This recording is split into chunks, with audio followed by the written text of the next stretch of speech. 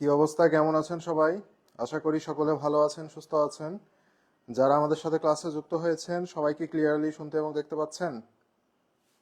একটু কমেন্ট আমাকে জানাবেন ভাইয়া। যারা যুক্ত হয়েছেন আমরা কি সবাই ক্লিয়ারলি শুনতে এবং দেখতে পাচ্ছি? একটু জানান তো সকলে দেখি। আচ্ছা, আজকে আমরা দ্বিতীয় পত্রের আর্থিক বিবরণী চ্যাপ্টার সলভ করব, তাই না ভাইয়া? আজকে হচ্ছে আমরা দ্বিতীয় পত্রের আর্থিক বিবরণী যে চ্যাপ্টারটা আছে সেটা সলভ করতে যাচ্ছি। সেখান থেকে যত প্রকার এমসিকিউ আসতে পারে আমাদের পরীক্ষার জন্য এবং যত গুরুত্বপূর্ণ এমসিকিউ আছে সবগুলোকে নিয়ে আজকের ক্লাসটা সাজানো হয়েছে। তো আশা করি ক্লাসটি করলে সকলের রিভিশন হবে, সেই সাথে সাথে যে সমস্যাগুলো রয়েছে সেগুলো ইনশাল্লাহ সমাধান হবে। রাইট? আচ্ছা, জি, ওয়ালাইকুম আসসালাম সবাইকে। আচ্ছা, সব ক্লিয়ার আছে না ভাইয়া? তাহলে যেহেতু সবকিছু ক্লিয়ার আছে আমরা বেশি কথা না বলে আমরা একটু ক্লাস শুরু করে দিই। দেখি তাহলে দ্বিতীয় পত্রের পঞ্চম চ্যাপ্টার যৌথ মূলধনী কোম্পানির আর্থিক বিবরণী। ভেরি ভেরি ইম্পর্টেন্ট চ্যাপ্টার, এখান থেকে পরীক্ষায় প্রশ্ন আসে আমাদের। ওকে, দেখি তাহলে সেটা আজকে সলভ করে ফেলবো আমরা ইনশাল্লাহ।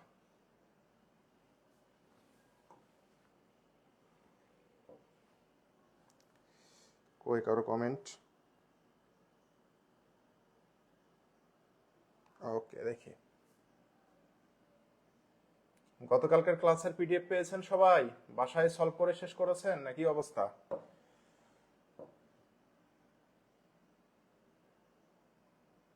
একটু সময় দেন আমাকে, জাস্ট একটু ডাউনলোড করে নিই।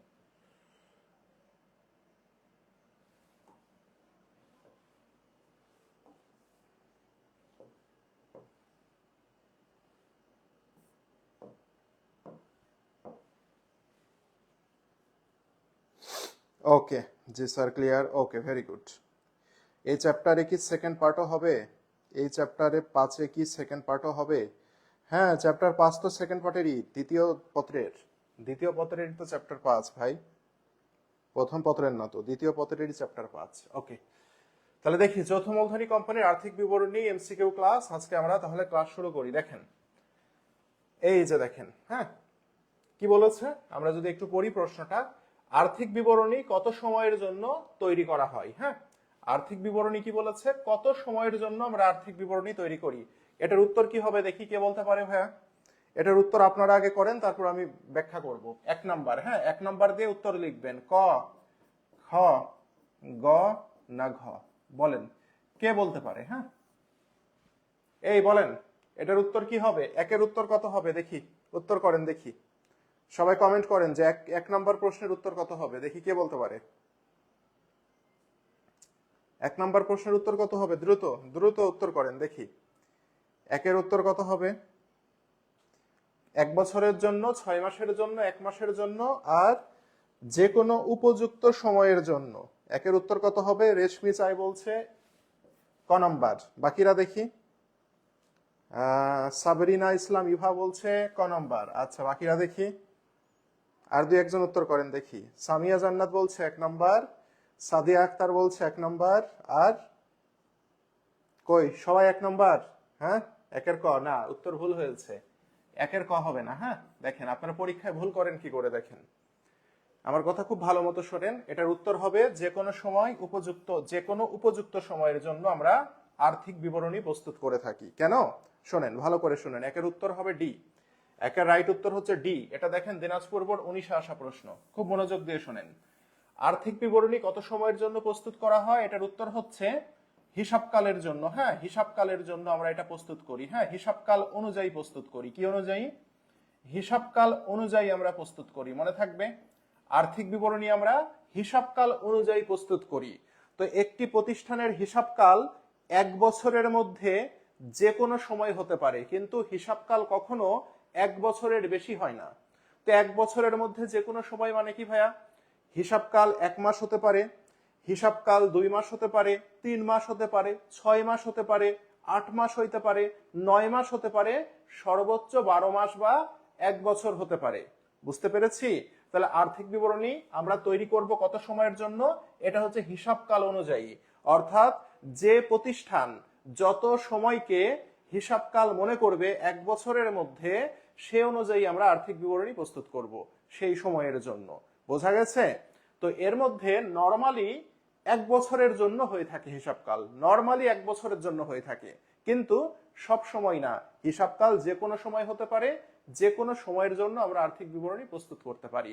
সেজন্য মোস্ট অ্যাপ্রোপ্রিয়েট উত্তর হচ্ছে যে কোনো উপযুক্ত সময়ের জন্য, অর্থাৎ যে সময়টাকে আপনি আপনার প্রতিষ্ঠানের জন্য উপযুক্ত মনে করবেন ততটুকু সময়ের জন্য আমরা আর্থিক বিবরণী প্রস্তুত করব। ক্লিয়ার ভাইয়া? তাহলে এটার উত্তর কি হবে? একের উত্তর হবে ভাইয়া ডি নাম্বার। ওকে, ক্লিয়ার? সবাইকে বুঝতে পেরেছি আমরা? তাহলে একের উত্তর হবে যে কোনো উপযুক্ত সময়ের জন্য আমরা আর্থিক বিবরণী প্রস্তুত করব। পরে যাই, দেখি কি বলছেন, নিচের কোনটি আর্থিক বিবরণীর অংশ নয়? তাহলে ভাইয়া এখান এই প্রশ্নটা এত পরিমাণ ইম্পর্টেন্ট, এই প্রশ্নটা অ্যাডমিশন টেস্টেও আসে। হ্যাঁ, আপনারা একটা জিনিস খেয়াল করবেন, যে প্রশ্নগুলো আপনাদের এইচএসসি, এগুলো তো এইচএসসি তে আসছে, দেখেন এইচএসসি বোর্ড প্রশ্ন, যে প্রশ্নগুলো আপনাদের এইচএসসি প্লাস অ্যাডমিশনে আসে, আমি কিন্তু স্লাইডে আপনাদের লিখে দিই যে এটা অ্যাডমিশনের জন্য ইম্পর্টেন্ট। ওকে, দেখেন আইএএস নাম্বার 1 কি বলেছি? আইএএস। এই আইএস মানে কি আপনারা জানেন? এই আইএস মানে কি, এটা আপনাদের পরীক্ষাতে আসছে। হ্যাঁ, আইএস মানে হচ্ছে ইন্টারন্যাশনাল অ্যাকাউন্টিং স্ট্যান্ডার্ডস। কি বলেছি ভাইয়া? ইন্টারন্যাশনাল অ্যাকাউন্টিং স্ট্যান্ডার্ডস, মনে থাকবে, ইন্টারন্যাশনাল অ্যাকাউন্টিং স্ট্যান্ডার্ডস। ঠিক আছে, এটার মানে কি? এটার মানে হচ্ছে হিসাব বিজ্ঞানের নিয়ম নীতি যেখানে ব্যাখ্যা করা থাকে তাকে আমরা বলি ইন্টারন্যাশনাল অ্যাকাউন্টিং স্ট্যান্ডার্ডস। এই আইএস নাম্বার 1 কত? 1 নাম্বার আইএস, মানে হিসাব বিজ্ঞানের 1 নাম্বার যে নিয়ম কানুন, সেখানে বলেছে আর্থিক বিবরণীর অংশ হচ্ছে 5টি। কি বলেছে? আইএস 1 অনুযায়ী আর্থিক বিবরণীর অংশ কয়টি? আর্থিক বিবরণীর অংশ হচ্ছে 5টি, মনে থাকবে। আইএস 1 অনুযায়ী আর্থিক বিবরণীর অংশ 5টি। এখন আমার প্রশ্ন হচ্ছে ভাইয়া কোন 5টি, তাই না? দেখেন নাম্বার 1 হচ্ছে বিশদ আয় বিবরণী। নাম্বার 1 কি? নাম্বার 1 হচ্ছে বিশদ আয় বিবরণী। নাম্বার 2 হচ্ছে মালিকানা সত্ত্ব বিবরণী। ওকে, মালিকানা সত্ত্ব বিবরণী, এটাকে আবার আমরা যখন কোম্পানি ব্যবসা, সেই ক্ষেত্রে আমরা বলবো সংরক্ষিত আয় বিবরণী। কি বলবো? সংরক্ষিত আয় বিবরণী, মনে থাকবে। নাম্বার 3 হচ্ছে নগদ প্রবাহ বিবরণী। নাম্বার 3 হচ্ছে নগদ প্রবাহ বিবরণী। ওকে, নাম্বার 4 হচ্ছে আর্থিক অবস্থার বিবরণী। হ্যাঁ, আর্থিক অবস্থার বিবরণী, বা এটাকে আমরা বলে থাকি উদ্বৃত্ত পত্র, মনে থাকবে। আর নাম্বার 5 হচ্ছে নোটস বা টিকা। ঠিক আছে, এই 5টা মিলে আর্থিক বিবরণীর অংশ হয়। এখন আমার পরীক্ষায় আসছে নিচের কোনটি আর্থিক বিবরণীর অংশ নয়? তাহলে আর্থিক বিবরণীর অংশ নয় মানে কি? এই 5টির বাইরে অপশনে যেটা আছে সেটাই আমাদের উত্তর। তাহলে এই 5টার বাইরে আমাদের অপশনে কে আছে দেখি তো? বিশদ আয় বিবরণী, ভাইয়া এটা অংশ, সেজন্য উত্তর হবে না। সংরক্ষিত আয় বিবরণী আছে, তার মানে এটা উত্তর হবে না। আর্থিক অবস্থার বিবরণী, ভাইয়া আর্থিক অবস্থার বিবরণী আছে, এটা উত্তর হবে না। ঋণ পরিশোধ বিবরণী, ভাইয়া দেখেন তো ঋণ পরিশোধ বিবরণী বলে কি কিছু আছে এখানে? ঋণ পরিশোধ বিবরণী বলে কিছু নাই, তার মানে উত্তর হচ্ছে ঘ নাম্বার। উত্তর কি? উত্তর ঘ নাম্বার। ভাইয়া আমাদের টপ এমসিকিউ গুলো কবে দেয়া হবে? এগুলোই টপ এমসিকিউ। হ্যাঁ, যেগুলো পড়াচ্ছি এগুলোই টপ এমসিকিউ। ওকে, পরে যাই। তাহলে বোঝা গেছে।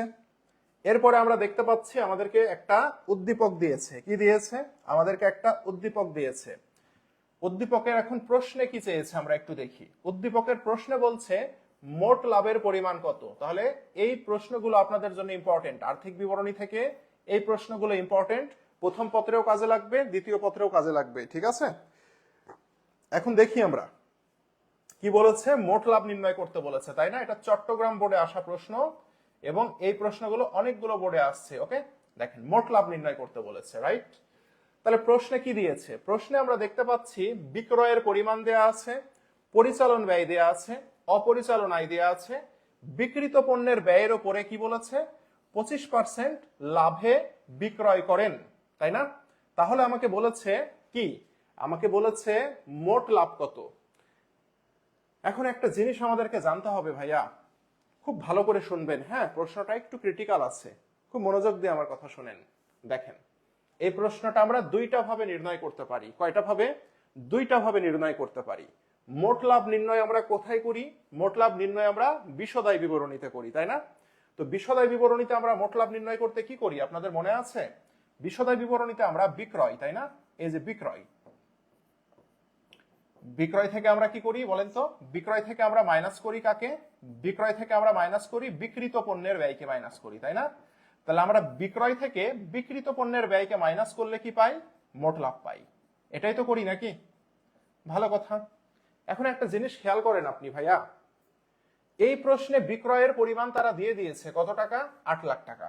তাহলে এই যে বিক্রয় পেয়ে গেলাম 8 লাখ টাকা, কিন্তু এই প্রশ্নে কি কোথাও বিক্রিত পণ্যের টাকা দেয়া আছে? বিক্রিত পণ্যের ব্যয়ের টাকা দেয়া আছে? বিক্রিত পণ্যের ব্যয়ের টাকা দেয়া নাই। কি দিয়েছে? বিক্রিত পণ্যের ব্যয়ের টাকা না দিয়ে বলেছে বিক্রিত পণ্যের ব্যয়ের উপরে তুমি 25% লাভে পণ্য বিক্রি করো, এই কথাটা বলেছে। বুঝতে পেরেছেন? তাহলে একটু ঝামেলা হয়ে গেল না? আমাদের এই প্রশ্নে যদি বিক্রিত পণ্যের ব্যয়ের টাকাটা তারা দিয়ে দিত, তাহলে আমরা কি করতাম? বিক্রয় থেকে বিক্রিত পণ্যের ব্যয় বাদ দিলে মোট লাভ পেয়ে যেতাম। কিন্তু তারা এই বিক্রিত পণ্যের ব্যয়ের টাকাটা দেয়নি। তাহলে ঝামেলা আছে না একটু ভাইয়া?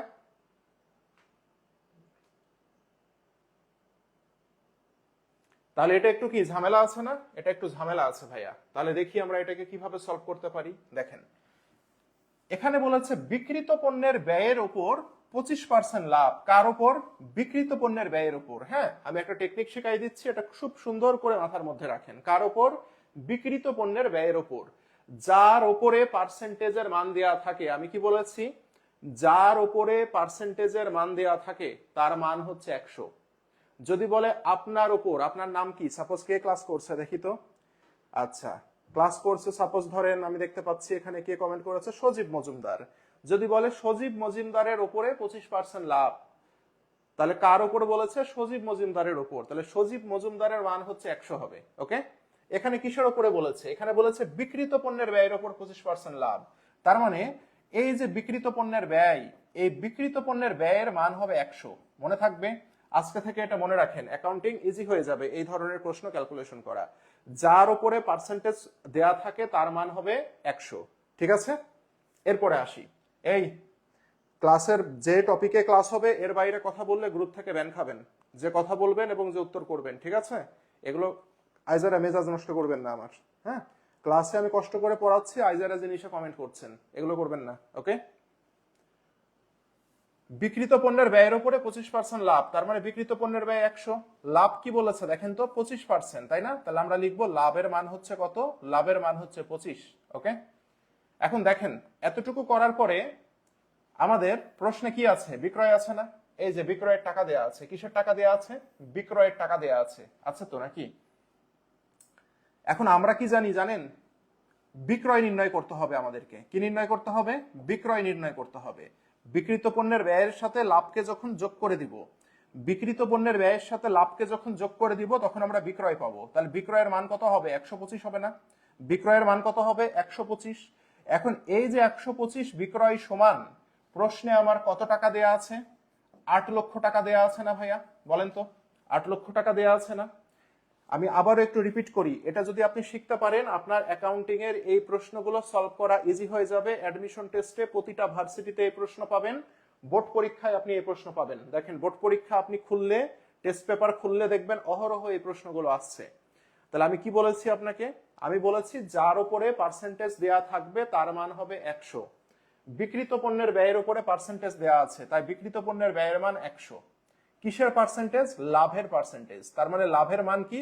25% লাভ, তার মানে লাভের মান হবে 25। বিক্রিত পণ্যের ব্যয় পেলাম, লাভ পেলাম। এখন আমরা জানি বিক্রিত পণ্যের ব্যয়ের সাথে লাভকে যোগ করলে আমরা বিক্রয় পাই, তাহলে বিক্রয়ের মান হচ্ছে 125। এখন বিক্রয় 125 সমান, প্রশ্নে আমাদের কত টাকা দেয়া আছে? 8 লাখ টাকা দেয়া আছে। আছে না? এখন গতকালকে আমি একটা আপনাদেরকে জিনিস শিখাইছিলাম, একই জিনিস দিয়ে ভাগ করব, প্রশ্নে যেটার মান জানতে চাবে সেটা দিয়ে গুণ করব। অনুপাতের ম্যাথগুলো যখন করাচ্ছিলাম আমি কি এটা বলেছিলাম আপনাকে? তাহলে একই জিনিস দেখেন, 8 লাখ টাকা, এটা কিসের টাকা? বিক্রয়ের টাকা। এই 8 লাখ টাকাকে আমি কি করব? বিক্রয়ের মান কত? 125 না? এই 125 দিয়ে ভাগ করব। একই জিনিসকে একই জিনিস দিয়ে ভাগ করলাম, করেছি। এবার গুণ করব কি দিয়ে? প্রশ্নে আমার কি চেয়েছে বলেন তো? প্রশ্নে বলেছে মোট লাভ কত, তাহলে মোট লাভের মান কত? লাভের মান হচ্ছে 25, তাহলে আমি গুণ করব 25 দিয়ে, তাহলে আমার লাভের টাকা আমি পেয়ে যাব। ঠিক আছে, তাহলে এটা করলে কত হয়? 5 25 125, তাই না? 5 দিয়ে 80 কে কাটলে কতবার যায়? 16 বার যায়, তাই না? দ্যাট মিনস 1,60,000 টাকা। ঠিক আছে, তাহলে আমার মোট লাভের পরিমাণ কত? মোট লাভের পরিমাণ 1,60,000 টাকা। আমি কি বোঝাতে পেরেছি সবাইকে? একটু বলি তো, আমরা কি ক্লিয়ার এটা ভাইয়া? তাহলে আমাদের সুন্দর করে বের হয়ে গেল। হ্যাঁ, সুন্দর করে বের হয়ে গেল। যদি আমার বিক্রিত পণ্যের ব্যয়ের মান আমাদের প্রশ্নে দিয়ে দিত, তাহলে বিক্রয় থেকে বিক্রিত পণ্যের ব্যয় বাদ দিলে আমরা মোট লাভ পেয়ে যেতাম। কিন্তু তারা চালাকি করে বিক্রিত পণ্যের ব্যয়ের মান তারা দেয়নি এখানে, তো দেয়নি, সে কারণে আমরা এটা ফলো করতে পারছি না। তাহলে আমরা কোনটা ফলো করব? আমরা এটা ফলো করব। ঠিক আছে, একবারে বের হয়ে চলে আসবে। বিক্রিত পণ্যের ব্যয় 100, কেন 100?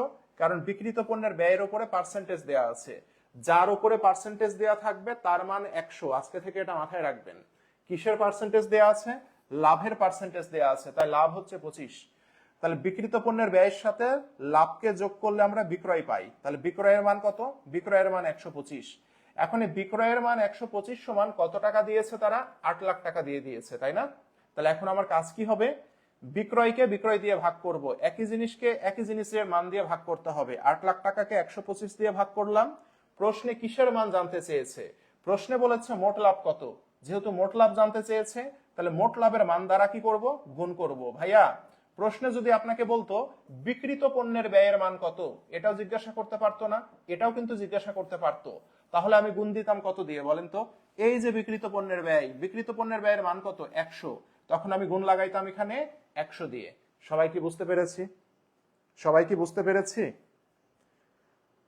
3 বার বলেছি সঞ্জনা সাদমিন, 3 বার বলেছি। হ্যাঁ, একবার না, আরো একবার না, 3 বার বলেছি। হ্যাঁ, ক্লিয়ার? সবাই কি ক্লিয়ার? এটা এটা বাসায় 3 বার প্র্যাকটিস করবেন, এই প্রশ্নটা 3 বার প্র্যাকটিস করবেন, দেখবেন জীবনে ভুলবেন না। ওকে, তাহলে আমাদের উত্তর কত হইলো? এটা এই যে মোট লাভের পরিমাণ কত? 1,60,000 টাকা। ক্লিয়ার? হ্যাঁ, ওটা করা যায়। হ্যাঁ, কিন্তু ওটা করা যায় যখন আমি আপনাকে বলবো যে 40%, তখন করে দেখান তো। হ্যাঁ, শামীমা আক্তার, আপনি যেটা বললেন ঠিক আছে, ওটা মুখস্থ, ওটা করতে গেলে পরীক্ষার হলে আপনি ভুল করবেন। আপনাকে আমি তাহলে বললাম, হ্যাঁ শামীমা আক্তার এবার বলেন। হ্যাঁ, শামীমা আক্তার, ওই যে বিক্রিত পণ্যের ব্যয়ের পর 25%, তাহলে বিক্রয়ের উপর এভাবে করা যায়। তো শামীমা আক্তার, আপনাকে বললাম, হ্যাঁ এই যে এটা করেন, বিক্রিত পণ্যের ব্যয়ের ওপর লাভের হার 40% করেন তো শামীমা আক্তার, দেখি।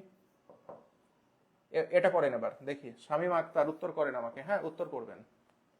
ঠিক আছে, ওই আপনি যেটা বলেছেন ওটা দিয়ে খালি ওই 20%, 25%, 33.33, 50% আর 100%ই খাটবে। কিন্তু আপনাকে যখন আমি বলে দিলাম এই যে 40%, এটা করেন শামীমা আক্তার, করেন দেখি।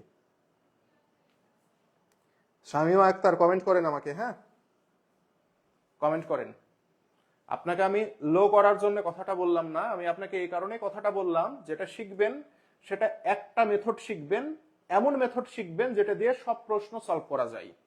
ওকে, আপনি যেটা শিখেছেন সেটা হচ্ছে জাস্ট কাজে লাগবে 16.67, 20%, 25%, 33%, 50%, 100%।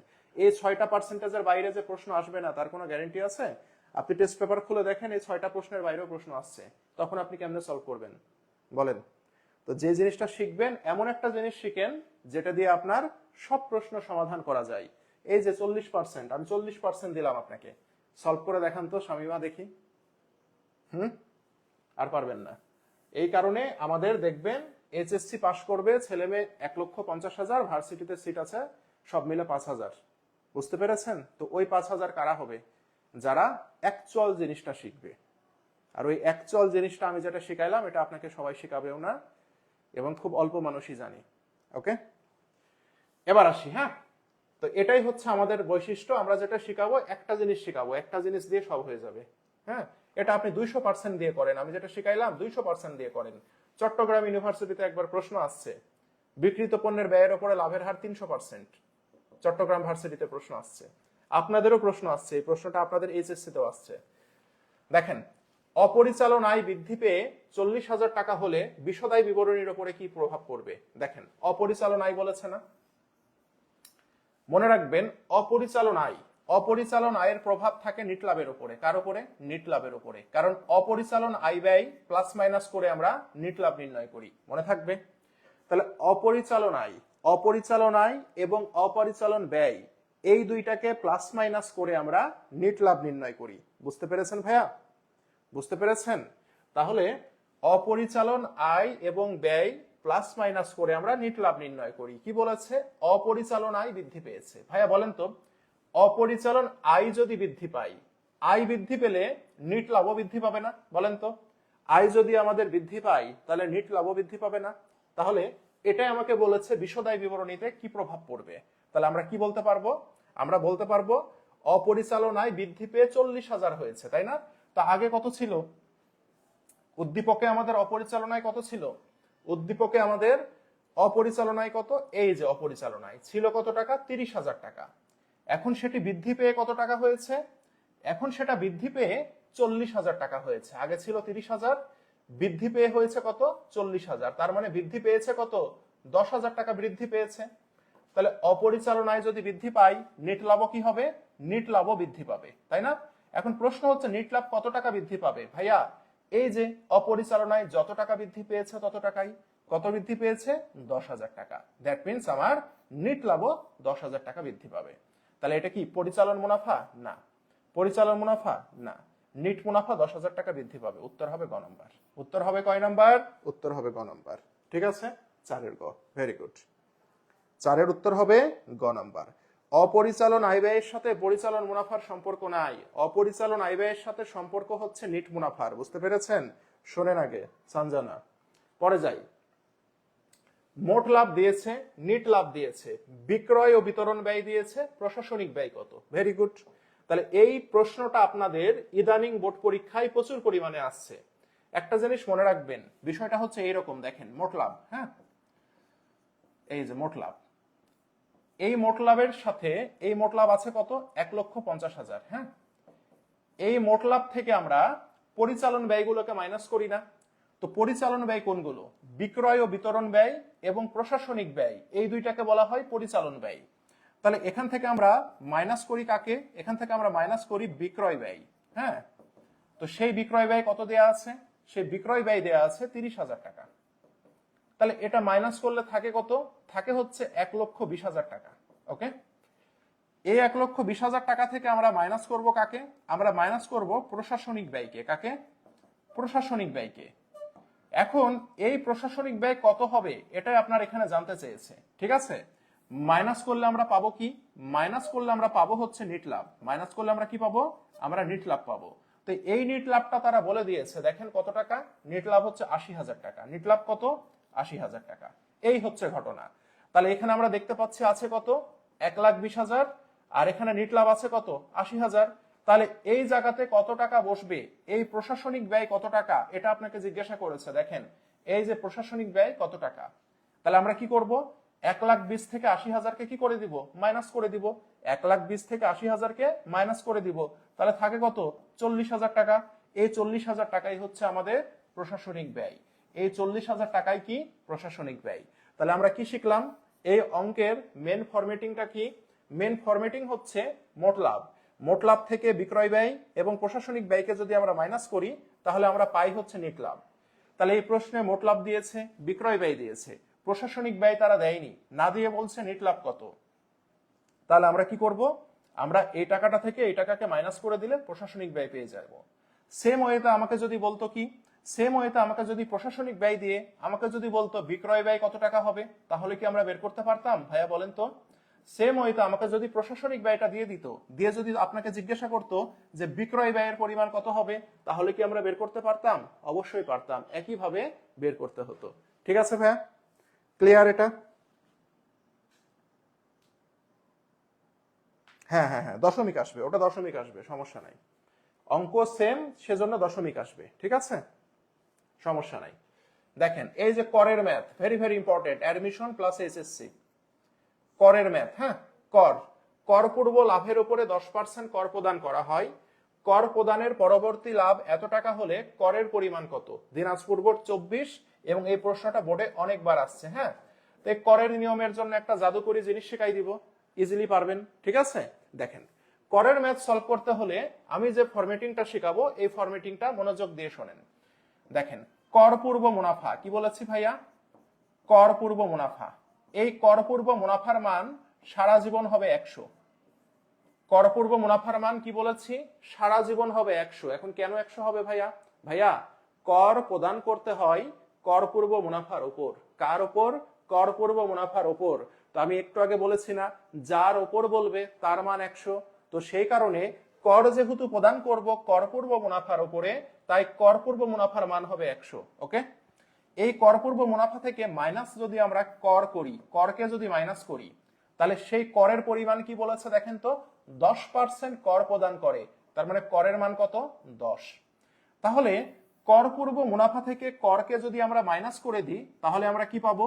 আমরা পাবো কর পরবর্তী মুনাফা। কি পাবো? কর পরবর্তী মুনাফা। এই কর পরবর্তী মুনাফার আরেকটা নাম হচ্ছে নিট লাভ। মনে থাকবে? বা নিট মুনাফা। তাহলে বলেন তো, কর পূর্ব মুনাফা যদি 100 হয়, কর যদি 10 হয়, তাহলে কর পরবর্তী মুনাফা বা নিট লাভ কত হবে? সেটি 90 হবে না ভাইয়া? 90 হবে, তাই না? এই কাজটুকু আপনাকে প্রতিটা ম্যাথে করে নিতে হবে। ওকে, করের ম্যাথ দেখলে আমরা এই কাজটুকু করে নিব। ওকে, এবার দেখেন, এখানে আমরা তিনটা জিনিস পেয়েছি। এটা একটা, কর একটা, কর পরবর্তী একটা, তিনটা জিনিস পেয়েছি না? এখন এই তিনটা জিনিসের মধ্যে যে কোনো একটি জিনিসের টাকা প্রশ্নে অবশ্যই দেয়া থাকবে। দেখেন তো, প্রশ্নে কিসের টাকা দেয়া আছে?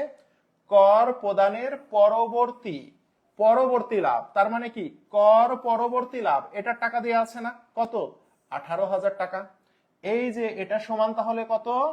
এটা সমান 18,000 টাকা। ডান। এবার আমি একটু আগে একটা জিনিস শিখাইলাম না, একই জিনিসকে একই জিনিস দিয়ে ভাগ, প্রশ্নে যেটা জানতে চাবে সেটা দিয়ে গুণ। একই ফরম্যাটিং, দেখছেন? এই টেকনিকটা এত কার্যকর, আপনার কাজে দিবে, আপনি কল্পনা করতে পারবেন না। তাহলে দেখেন তো, একই জিনিসকে একই জিনিস দিয়ে ভাগ, তার মানে 18,000কে ভাগ দিব কত দিয়ে? 90 দিয়ে। তাহলে 18,000কে ভাগ দিব কি দিয়ে? 90 দিয়ে। একই জিনিসকে একই জিনিস দিয়ে ভাগ দিয়েছি? দিয়েছি। প্রশ্নে কি চেয়েছে? করের পরিমাণ কত? গুণ দিব কি দিয়ে? করের মান দিয়ে গুণ দিব। এই যে দেখেন, করের মান কত? 10। তাহলে উত্তর বের হয়ে চলে আসবে। তাহলে আমরা কি করি? কাটাকাটি করি। এই শূন্য কাটি, এই শূন্য কাটি, কেটেছি। 9 দিয়ে যদি 18কে কাটি, কয়বার যাই? 2 বার যাই, তাই না ভাইয়া? তাহলে 2 বার যদি যাই, তাহলে 2 আর শূন্য আছে কয়টা? 1 2 3। তাহলে 1 2 3, এটা হচ্ছে করের পরিমাণ। ভাইয়া, প্রশ্নে যদি করের পরিমাণ না বলে আপনাকে যদি বলতে পারতো না যে কর পূর্ব মুনাফা কত, এটা বলতে পারতো না, কর পূর্ব মুনাফা কত, তখন আমি কি করতাম? তখন আমি একই জিনিসকে একই জিনিস দিয়ে ভাগ করতাম। 18,000কে ভাগ দিতাম কত দিয়ে? 90 দিয়ে। এবার জানতে চেয়েছে কর পূর্ব মুনাফা কত, তাহলে কর পূর্ব মুনাফার মান কত? 100। তাহলে আমি গুণ দিতাম কত দিয়ে? 100 দিয়ে। তাহলে আমি কর পূর্ব মুনাফা পেয়ে যেতাম। এটাও আমার পরীক্ষায় আসে, হ্যাঁ, যে কর পূর্ব মুনাফা কত, এটাও পরীক্ষায় আসে। তাহলে আমরা আবার কাটাকাটি করি। এটা দিয়ে এই শূন্যকে কাটলাম, 9 দিয়ে 18কে কাটলে 2 বার যাই, তাহলে 2000, আর এখানে একটা শূন্য, তার মানে কত? তখন উত্তর হইতো 20,000 টাকা। আমি কি বোঝাতে পেরেছি ভাইয়া? এই সবাইকে ক্লিয়ার? একটু বলেন, সবাইকে ক্লিয়ার না ক্লিয়ার না বলেন? তাহলে এই টেকনিকটা হচ্ছে একটা ম্যাজিক টেকনিক। হ্যাঁ, সবসময় মনে রাখবেন, একই জিনিসকে একই জিনিস দিয়ে ভাগ, প্রশ্নে যেটা জানতে চাবে সেই মান দিয়ে গুণ, তাহলে সেটার মান আমরা পেয়ে যাব। ওকে, তাহলে এটার উত্তর কত হবে বলেন? এটার উত্তর হবে, এই যে দেখছেন, নিয়ম কিন্তু শিখাইছি একটা, সে একটা নিয়ম দিয়ে মুনাফার অঙ্ক সলভ হচ্ছে, করের ম্যাথ সলভ হচ্ছে, অনুপাতের ম্যাথ সলভ হচ্ছে, এবং সামনে আরো অনেকগুলো ম্যাথ সলভ হবে। ক্লিয়ার ভাইয়া? ওকে, ভেরি গুড। এগুলো এখন শিখে যান, বস হয়ে যাবেন। হ্যাঁ, অ্যাডমিশন টেস্টে যে বস হয়ে যাবেন। দেখেন, মজুদ মূল্যায়নে নিম্নের কোনটি বিবেচনা করা হয়? দেখেন, মজুদ পণ্য মূল্যায়ন করি আমরা কি দিয়ে জানেন? এটা হচ্ছে IAS number 2। IAS number 2, IAS number 2তে মজুদ পণ্য সম্পর্কে বলা আছে। আইএস মানে কি? International accounting standards. নাম্বার 1-এ বলা আছে আর্থিক বিবরণী সম্পর্কে, আর 2-এ বলা আছে মজুদ পণ্য সম্পর্কে। ওকে, এখন এই আইএস নাম্বার 2তে নিম্নের কোনটি বিবেচনা করা হয়? আমরা কি জানি? মজুদ পণ্যের যদি দুইটা মূল্য দেয়া থাকে, একটা ক্রয় মূল্য, একটা বাজার মূল্য, তাহলে যেটি কম আমরা সেটি বিবেচনা করব, তাই না? এটা হিসাব বিজ্ঞানের একটা নীতিমালা। কোন নীতিমালা? রক্ষণশীলতার নীতিমালা দ্বারা আমরা এটা করে থাকি। হ্যাঁ, এটা হচ্ছে রক্ষণশীলতার যে নীতি আছে সেই রক্ষণশীলতার নীতি অনুযায়ী করে থাকি। এটা পরীক্ষায় আসবে, একটা 100% কমন এমসিকিউ দিয়ে দিলাম, এটা পরীক্ষায় আসবে। ঠিক আছে, তাহলে মজুদ মূল্যায়ন করব কি দিয়ে? ক্রয় মূল্য এবং বাজার মূল্যের মধ্যে যেটি কম সেটি দিয়ে, কিসের মাধ্যমে? হিসাব বিজ্ঞানের রক্ষণশীলতা নীতিমালার মাধ্যমে। মনে থাকবে? ওকে, পরে যাই, দেখেন কি বলেছে। বিক্রয়যোগ্য পণ্যের ব্যয় থেকে সমাপনী মজুত পণ্য বাদ দিলে কি পাওয়া যায়? সকল বোর্ড, এই যে সম্মিলিত বোর্ডে প্রশ্ন আসছিল 18 সালে কিন্তু অভিন্ন প্রশ্নে পরীক্ষা হয়েছে, যে অভিন্ন প্রশ্নে আপনাদের পরীক্ষা হবে। ঠিক আছে, এই জন্য সকল বোর্ড লিখা এটা। তাহলে সেই বোর্ডের একটা প্রশ্ন দেখেন 18 সালে হয়েছিল, তাহলে সেটা দেখি আমরা কিভাবে হবে। বিক্রয়যোগ্য পণ্যের ব্যয় থেকে সমাপনী মজুত বাদ দিলে কি হবে? এখন বিক্রয়যোগ্য পণ্যের ব্যয় মানে কি জানেন? দেখেন আপনাকে আমি লিখে দিই একটু। এই যে বিক্রয়যোগ্য পণ্যের ব্যয়, হ্যাঁ, বিক্রয়যোগ্য পণ্যের ব্যয়ের সূত্র কি? বিক্রয়যোগ্য পণ্যের ব্যয়ের সূত্র হচ্ছে প্রারম্ভিক মজুদের সাথে আমরা যদি নিট ক্রয়কে যোগ করি, হ্যাঁ, প্রারম্ভিক মজুদের সাথে যদি নিট ক্রয়কে যোগ করি আমরা, তাহলে বিক্রয়যোগ্য পণ্যের ব্যয় পাই। তাহলে এই বিক্রয়যোগ্য পণ্যের ব্যয়কে কি আমরা এইভাবে লিখতে পারি না? বলেন তো, প্রারম্ভিক মজুদ প্লাস নিট ক্রয় সমান বিক্রয়যোগ্য পণ্যের ব্যয়, তাই না? এর সাথে কি বলেছে? এতটুক মানে কি? বিক্রয়যোগ্য পণ্যের ব্যয়, প্রারম্ভিক মজুদ প্লাস নিট ক্রয় বিক্রয়যোগ্য পণ্যের ব্যয়। এখান থেকে কি করব? সমাপনী মজুদকে বাদ দিব। তাহলে আমরা কি মাইনাস করতে পারি না যে সমাপনী মজুদ, এই যে সমাপনী মজুদকে যদি আমি বাদ দিয়ে দিই, তাহলে কি কিসের সূত্র হলো এটা বলেন তো? প্রারম্ভিক মজুদ প্লাস নিট ক্রয় মাইনাস সমাপনী মজুদ সমান কি? সমান কি বিক্রিত পণ্যের ব্যয় না?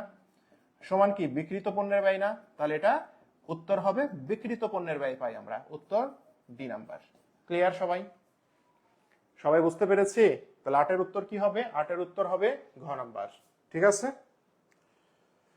পরে যাই। দেখেন কি বলেছে এখানে, বলেছে ক্রয়ের পরিমাণ কত। কি বলেছে? ক্রয়ের পরিমাণ কত। দেখেন একটা ম্যাজিক ট্রিক শিখাই দিয়ে আরেকটা মাথায় রাখবেন। আপনাকে এই ধরনের প্রশ্ন দিয়ে যদি 3টা জিনিস নির্ণয় করতে বলে, কয়টা জিনিস? 3টা জিনিস যদি নির্ণয় করতে বলে, কোন কোন 3টা জিনিস?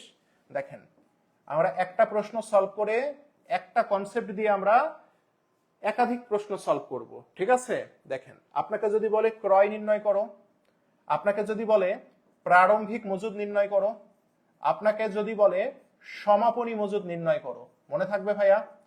এই 3টা জিনিস যদি আপনাকে নির্ণয় করতে বলে, কি কি বলেন তো ভাইয়া? আপনাকে যদি বলে ক্রয় নির্ণয় করো, প্রারম্ভিক মজুদ নির্ণয় করো, সমাপনী মজুদ নির্ণয় করো, তাহলে আপনি চোখ বন্ধ করে আগে বিক্রিত পণ্যের ব্যয়ের সূত্র লিখে ফেলবেন। ভাইয়া বিক্রিত পণ্যের ব্যয়ের সূত্র কি মনে আছে? প্রারম্ভিক মজুদ প্লাস নিট ক্রয় প্লাস ক্রয় সংক্রান্ত প্রত্যক্ষ খরচ মাইনাস সমাপনী মজুদ, তাই না? এটা সূত্র না? তাহলে সেই সূত্রটা আপনি লিখে ফেলবেন। কি বলেছি? ক্রয় বের করো, প্রারম্ভিক মজুদ বের করো, সমাপনী মজুদ বের করো। এই 3টার যে কোনো একটি যদি বের করতে বলে, বলেছে না ক্রয় বের করো, এটা বের করতে বলেছে না? তাহলে আমি চোখ বন্ধ করে বিক্রিত পণ্যের ব্যয়ের সূত্রটা লিখে ফেলবো। প্রারম্ভিক মজুদ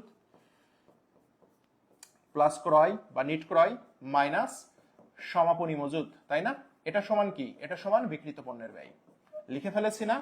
এবার আমরা একটু মান বসাই। দেখেন প্রশ্নে কি বলেছে? প্রশ্নে বলেছে প্রারম্ভিক মজুদ কত টাকা? 40,000 টাকা। মান বসান এখানে। ক্রয় তো বের করতে বলেছে, তাহলে ক্রয়কে ক্রয় হিসাবে রেখে দেন, মাইনাস সমাপনী মজুদ কত বলেছে? 80,000 টাকা বলেছে, তাই না? সমান বিক্রিত পণ্যের ব্যয় কত বলেছে?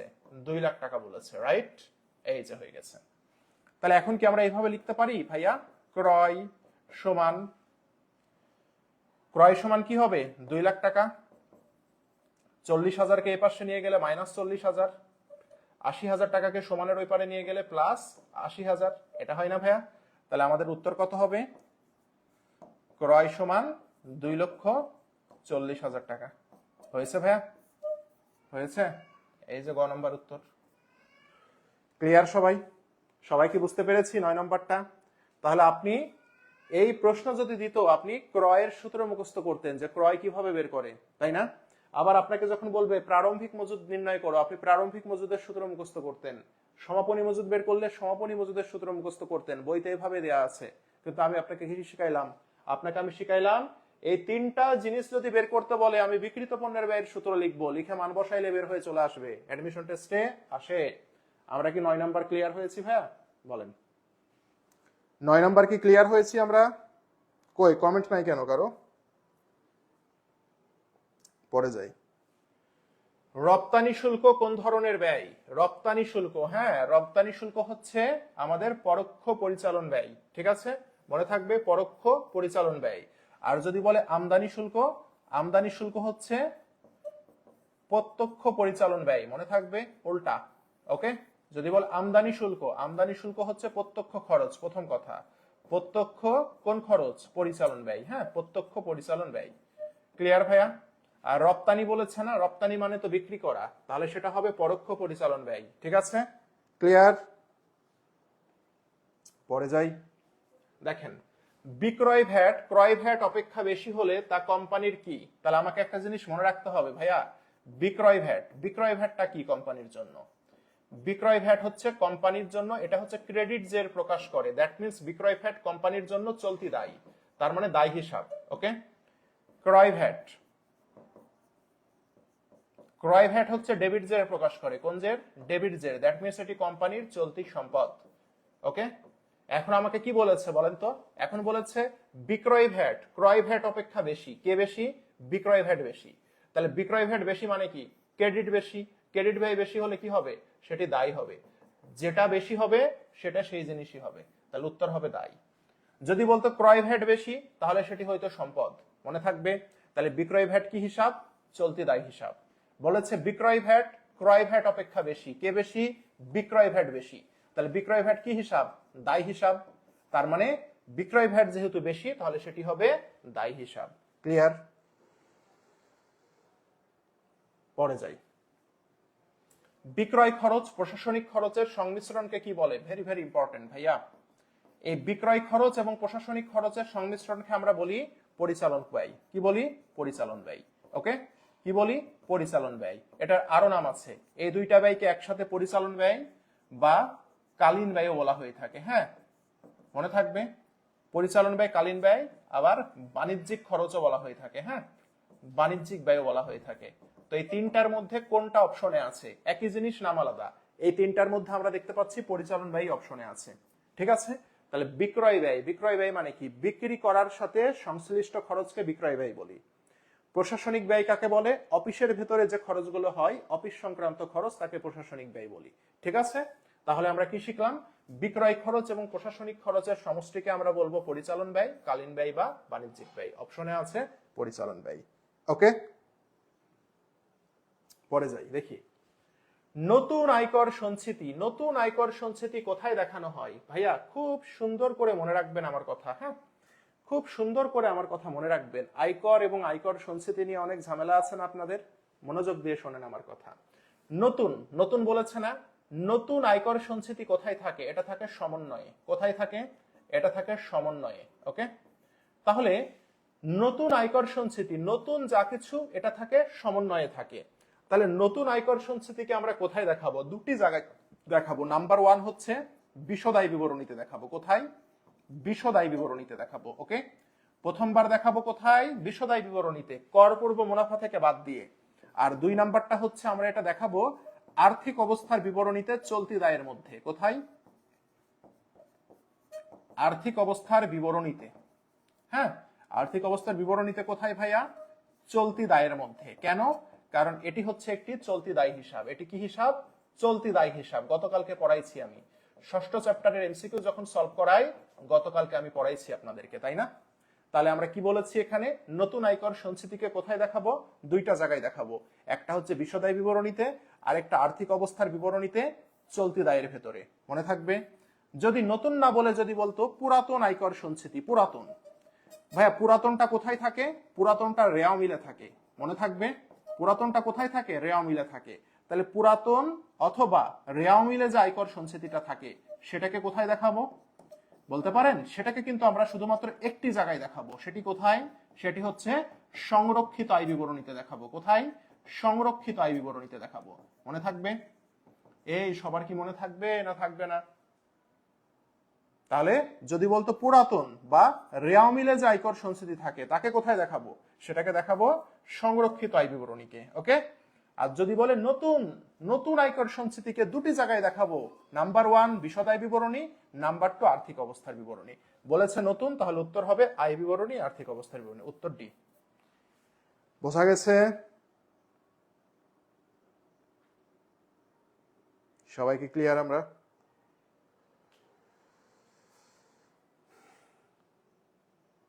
পরে যাই দেখি।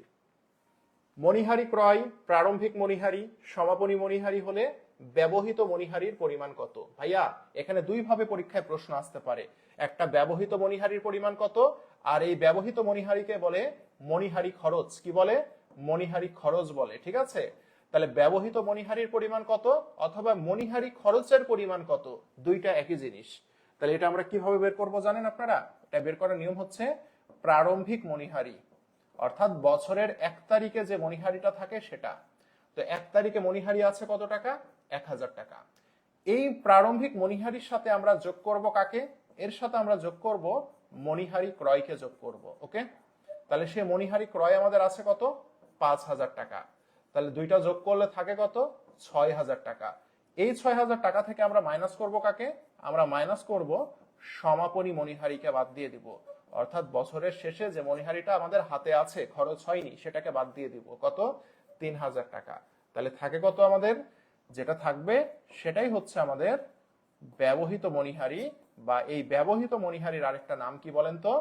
এটার আরেকটা নাম হচ্ছে মণিহারি খরচ, যেটা আমরা দেখাবো কোথায়? বিশদ বিবরণীতে। কত টাকা?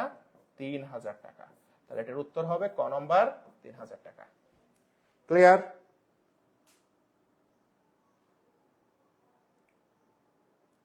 পুরাতন এটা কি বিবরণীতে আসে না? হ্যাঁ, পুরাতনটা তো সংরক্ষিত আয় বিবরণীতে আসে, বলে তো দিয়েছি। তাহলে আসবে না কেন? এই যে পুরাতনটা, পুরাতন আয়কর সঞ্চিতি কোথায় আসে? সংরক্ষিত আয় বিবরণীতে আসে, বলেই তো দিলাম। তাহলে আবার আয় বিবরণীতে কেন আসবে বলেন তো? আয় বিবরণীতে যদি আসতো তাহলে তো বলতাম যে আয় বিবরণীতেও আসে। বুঝতে পেরেছেন? দেখেন, ব্যবস্থাপনা প্রতিনিধির কমিশন চার্জ করার পরবর্তী, দেখেন কমিশনের মেয়াদ আছে না? কমিশন চার্জ করার পরবর্তী নিট মুনাফার উপরে কমিশন পাবে, তাই না? পরবর্তী কথাটা যদি বলে, পরবর্তী কথাটা যদি বলে তাহলে কমিশন আমরা কিভাবে নির্ণয় করি? পরবর্তী কথাটা বললে আমরা কমিশন নির্ণয় করি মুনাফা, কমিশন হার,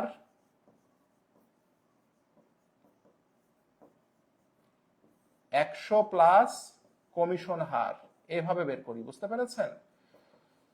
এইভাবে আমরা বের করি। তাহলে সেটা যদি হয় তাহলে আমাদের যে মুনাফাটা দেয়া থাকবে, অঙ্ক অনুযায়ী আমরা দেখি গুণন কমিশন হার কত দেয়া আছে, দেখেন তো কমিশন হার দেয়া আছে 5%, তার মানে এখানে হবে 5। 100 প্লাস কমিশন হার মানে কত? 100-র সাথে কমিশন হার 5 যদি যোগ করি তাহলে 105 হবে, তাই না? তো এটার অর্থ কি? এটার অর্থ হচ্ছে, আমাকে জানতে চাচ্ছে এটার অর্থ কি হবে। তাহলে 105 আর 5 তার মানে কি? তার মানে 105 টাকায় 5 টাকা হারে কমিশন পাবে। দেখেন এই যে 105 টাকা না, এই 105 টাকায় 5 টাকা, এই যে 5 টাকা হারে কমিশন পাবে। এটা কখন? যখন বলবে কমিশন চার্জ করার পরবর্তী নিট মুনাফা। পরবর্তী মানে কি? পরের নিট মুনাফা। আর পরবর্তী না বলে আপনাকে যদি বলতো পূর্ববর্তী নিট মুনাফা, কি বলতো? পূর্ববর্তী। পরবর্তী না বলে যদি বলতো পূর্ববর্তী, হ্যাঁ, পূর্ববর্তী নিট মুনাফার উপরে কমিশন পাবে। হ্যাঁ, পূর্ববর্তী বললে তখন উত্তর হইতো 100 টাকায় 5 টাকা হারে, তখন উত্তর হইতো 100 টাকায় 5 টাকা হারে।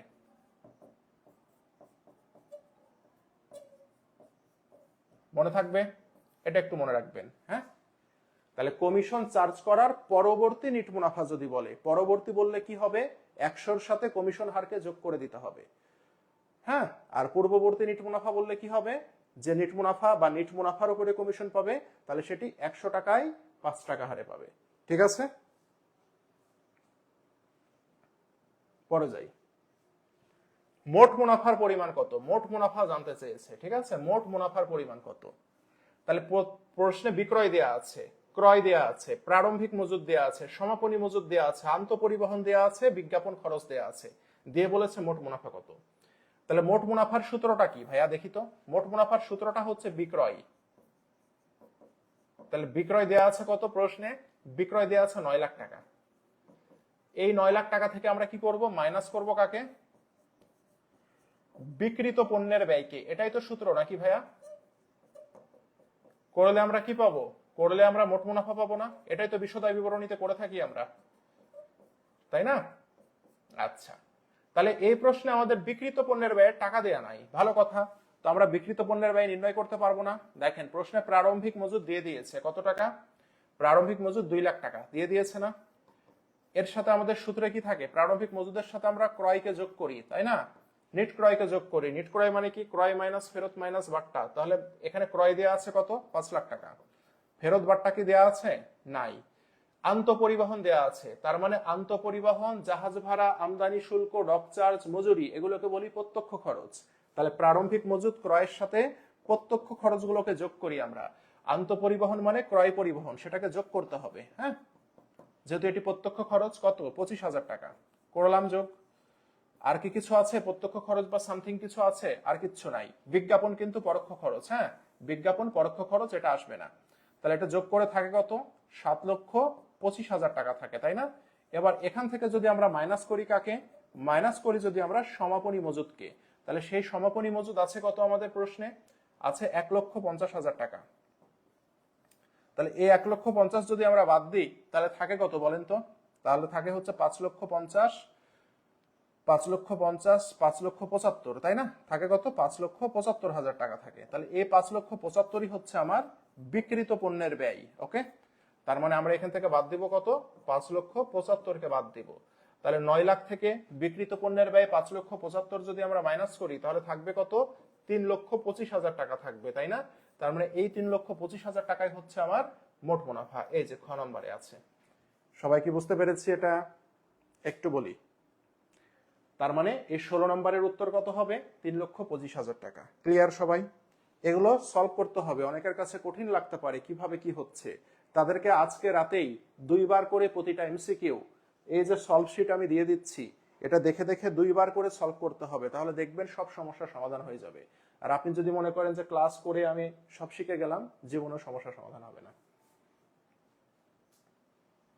17 নম্বরটা পড়ি, ভেরি ভেরি ইম্পর্টেন্ট। দেখি, রেয়া মিলে আসবাবপত্র দেয়া আছে 80,000 টাকা। কত টাকা, 80,000 টাকা। সমন্বয়ে বলছে চলতি বছরের মাঝামাঝি, কখন, মাঝামাঝি আসবাবপত্র ক্রয় করা হয়েছে 20,000 টাকা। তাহলে চলতি বছরের মাঝামাঝি আসবাবপত্র ক্রয় করেছি 20,000 টাকা, যা হিসাবভুক্ত হয়েছে। হিসাবভুক্ত হয়েছে মানে কি, 80,000 টাকার মধ্যে 20,000 টাকা আছে। এখন বলেছে 10% হারে অবচয় ধরা হলে অবচয়ের পরিমাণ কত, কুমিল্লা বোর্ড 22-এর প্রশ্ন। আচ্ছা বলেন তাহলে, বছরের মাঝামাঝি সময়ে আমি 20,000 টাকার আসবাবপত্র কিনেছি, এটা এই 80,000 টাকার ভেতরে অন্তর্ভুক্ত আছে বছরের মাঝামাঝি। তাহলে আমাকে বলেন তো, পুরাতন যে আসবাবপত্র সেটার দাম কত, যেটা কিনলাম সেটা তো নতুন, তাহলে পুরাতন আসবাবপত্রের দাম কত। তাহলে পুরাতন আসবাবপত্রের দাম কত হবে, 80,000 টাকা মাইনাস নতুন যেটা হিসাবভুক্ত আছে সেটাকে যদি বাদ দিয়ে দিই তাহলে এই যে 60,000 টাকা না, এটা হয় না ভাইয়া, এটাই তো হয়। তার মানে 60,000 টাকার আসবাবপত্র সারা বছরে আমার প্রতিষ্ঠানে ছিল, তাই না। তার মানে এই পুরাতন 60,000 টাকার উপরে আমাকে 10% অবচয় ধরতে হবে, তাহলে কত হয়, 6,000 টাকা হয়। নতুন আসবাবপত্র কত টাকা, নতুন আমি যে আসবাবপত্রটা কিনলাম সেটার দাম কত, সেটা 20,000 টাকা। তাহলে এই নতুন আসবাবপত্রের উপরে বছরের মাঝামাঝি কিনেছি, তাহলে 10%, বছরের মাঝামাঝি করলে কয় মাসের অবচয়, 6 মাসের। তার মানে 6/12, তাহলে কত হয়, তাহলে হয় 1,000 টাকা। 20,000 টাকা 10% করলে 2,000, 2,000-এর অর্ধেক হচ্ছে 1,000 টাকা। তাহলে আমাদের মোট অবচয় কত হলো বলেন তো, তাহলে আমাদের মোট অবচয়ের পরিমাণ কত, তাহলে আমাদের মোট অবচয়ের পরিমাণ কত হবে, মোট অবচয়ের পরিমাণ হবে 7,000 টাকা। তাহলে এটার উত্তর হচ্ছে 7,000 টাকা। সবাই কি বুঝতে পেরেছি ভাইয়া, বলেন। 17 নম্বর বুঝতে কি কারো সমস্যা আছে। দেখেন, আমার রেওয়া মিলে আসবাবপত্র দিয়েছে 80,000 টাকা। এই 80,000 টাকার মধ্যে বছরের মাঝামাঝিতে যে আমি আসবাবপত্র কিনেছি সেটা হিসাবভুক্ত আছে। তা আমরা কি জানি, বছরের মাঝামাঝি কিনলে 6 মাসের অবচয় ধরতে হয়। তার মানে 80,000 টাকার ভেতরে যদি 20,000 টাকা অন্তর্ভুক্ত থাকে তাহলে ওই 20,000 টাকাকে বাদ দিলে থাকে কত, 60,000 টাকা। এই 60,000 টাকা তাহলে আমার সারা বছর ছিল, সেজন্য 60,000 টাকার উপরে আমরা 10% মানে 1 বছরের অবচয় ধরলাম কত, 6,000 টাকা। তাহলে ওই যে 20,000 টাকা থাকলো, এই 20,000 টাকার উপরে আমাকে অবচয় ধরতে হবে যেহেতু মাঝামাঝি, তাহলে সেটার উপরে অবচয় ধরবো আমরা 6 মাসের। তাহলে কত, সেটা 7,000 টাকা। ক্লিয়ার। এই যে দেখেন, চালানি কারবারের মুনাফা, এটা আপনাদের সিকিউতে আসছে, দেখেছেন, চালানি কারবারের মুনাফা নির্ণয়, এটা কি পারেন আপনারা, বলেন। চালানি কারবারের মুনাফা নির্ণয় এটা কি পারেন, খুব সহজ। হ্যাঁ, এটা ভয় পাওয়ার কিছু নাই। দেখেন চালানি কারবারের লাভ কত এটা দেখেছে, তাই না? চালানি কারবারের লাভ নির্ণয়, দেখেন ভালো করে শিখবেন এগুলো। হ্যাঁ, চালানি কারবারের লাভ,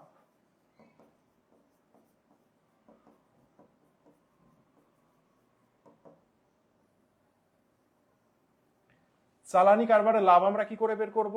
চালানি কারবারের বিক্রয়। হ্যাঁ, চালানি কারবারের কি করব? চালানি কারবারের বিক্রয়, যত টাকা দিয়ে আমি বিক্রয় করেছি। হ্যাঁ,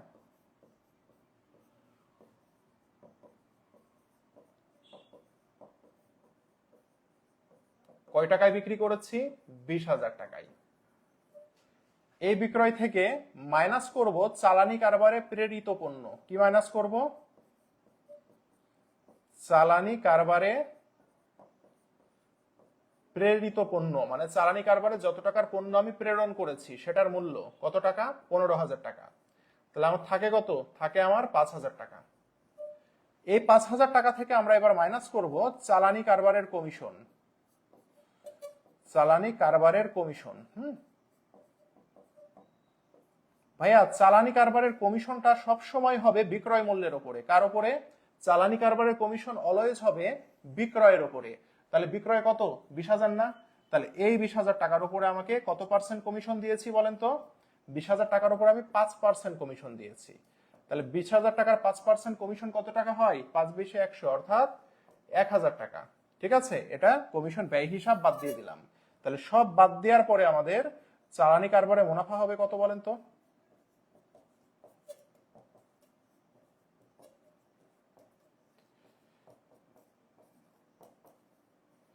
4,000 টাকা। উত্তর 4,000 টাকা। বোঝাতে পেরেছি সবাইকে ভাইয়া? একটু বলেন।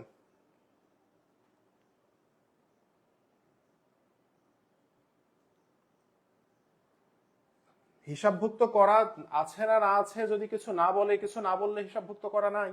ঠিক আছে, কিছু যদি না বলে তাহলে হিসাবভুক্ত করা নাই, আর হিসাবভুক্ত করা আছে মানে হিসাবভুক্ত করা আছে। ঠিক আছে, বোঝা গেছে ভাইয়া? ফৌজিয়া ফারিয়া বুঝতে পেরেছেন?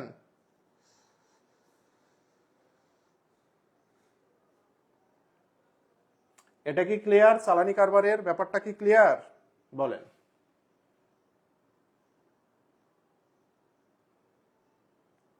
চালানি কারবার কি বুঝতে পেরেছি ভাইয়া?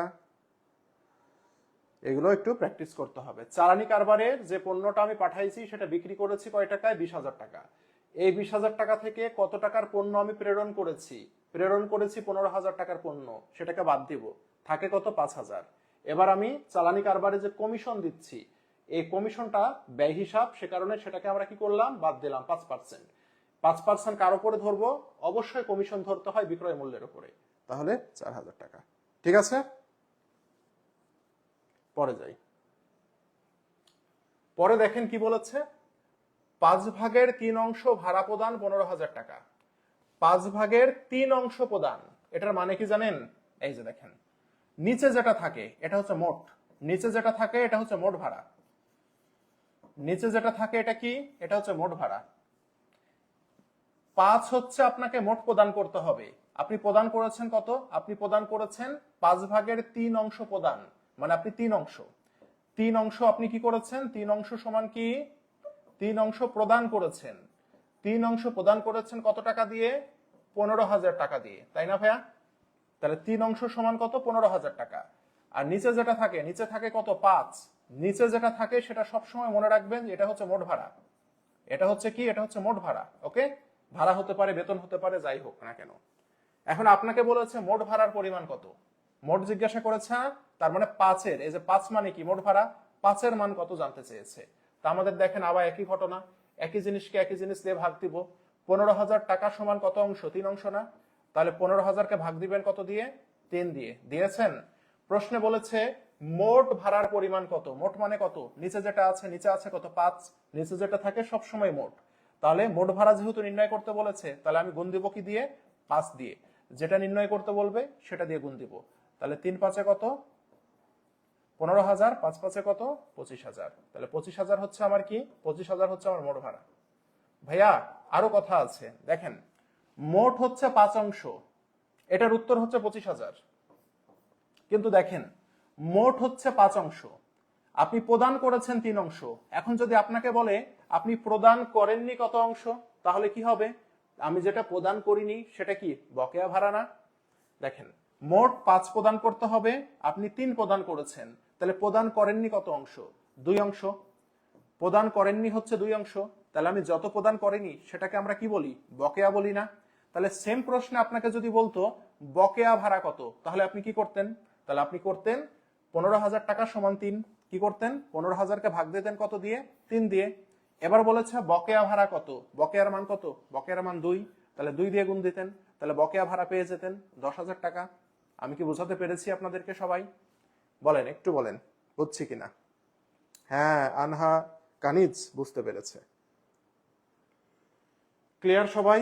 18 3বার বলেছি। হ্যাঁ, 18 3বার বলেছি। রেশমি চাই রেকর্ড দেখবেন, এরপরে না বুঝলে রেকর্ড দেখবেন, অনেকবার দেখতে পাবেন। হ্যাঁ, তাহলে দেখতে পেরেছেন এই প্রশ্নগুলো কতটা ইম্পর্টেন্ট আমাদের পরীক্ষার জন্য এবং কত সহজে আমরা বের করতে পারি। এই যে যেমন এটা দেখেন, রেয়ামিলে দেয়া আছে ভাড়া 4-এর 3 অংশ 45,000 টাকা।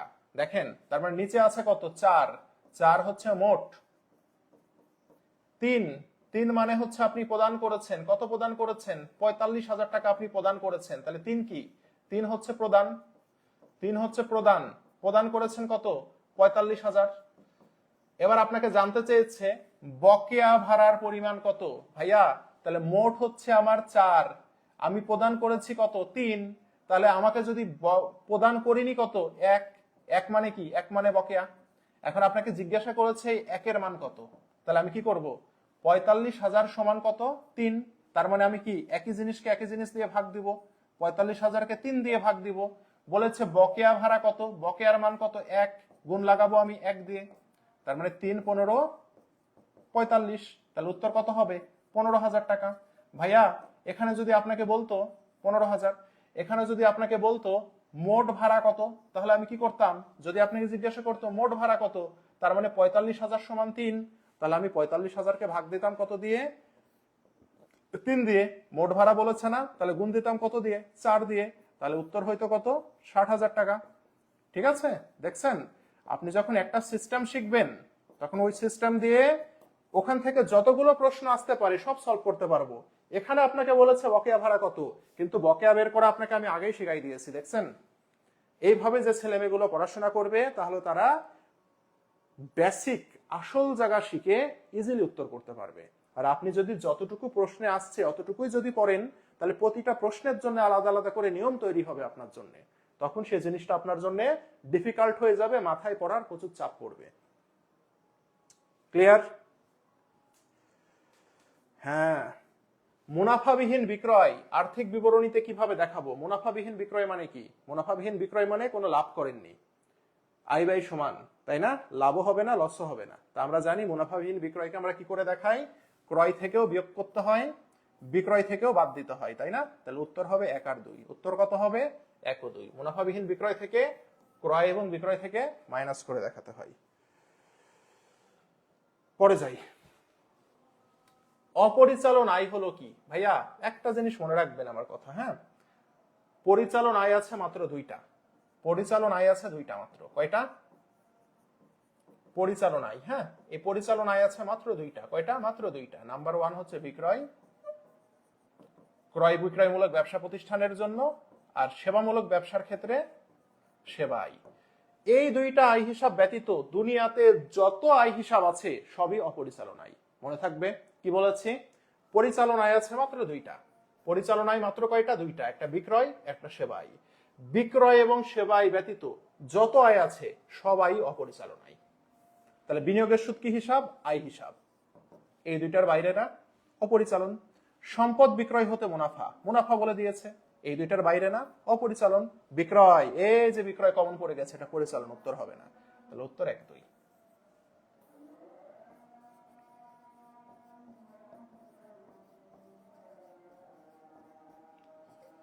কেউ যেন না ক্লাস থেকে। হ্যাঁ, 1 মিনিট পরে শুরু হবে।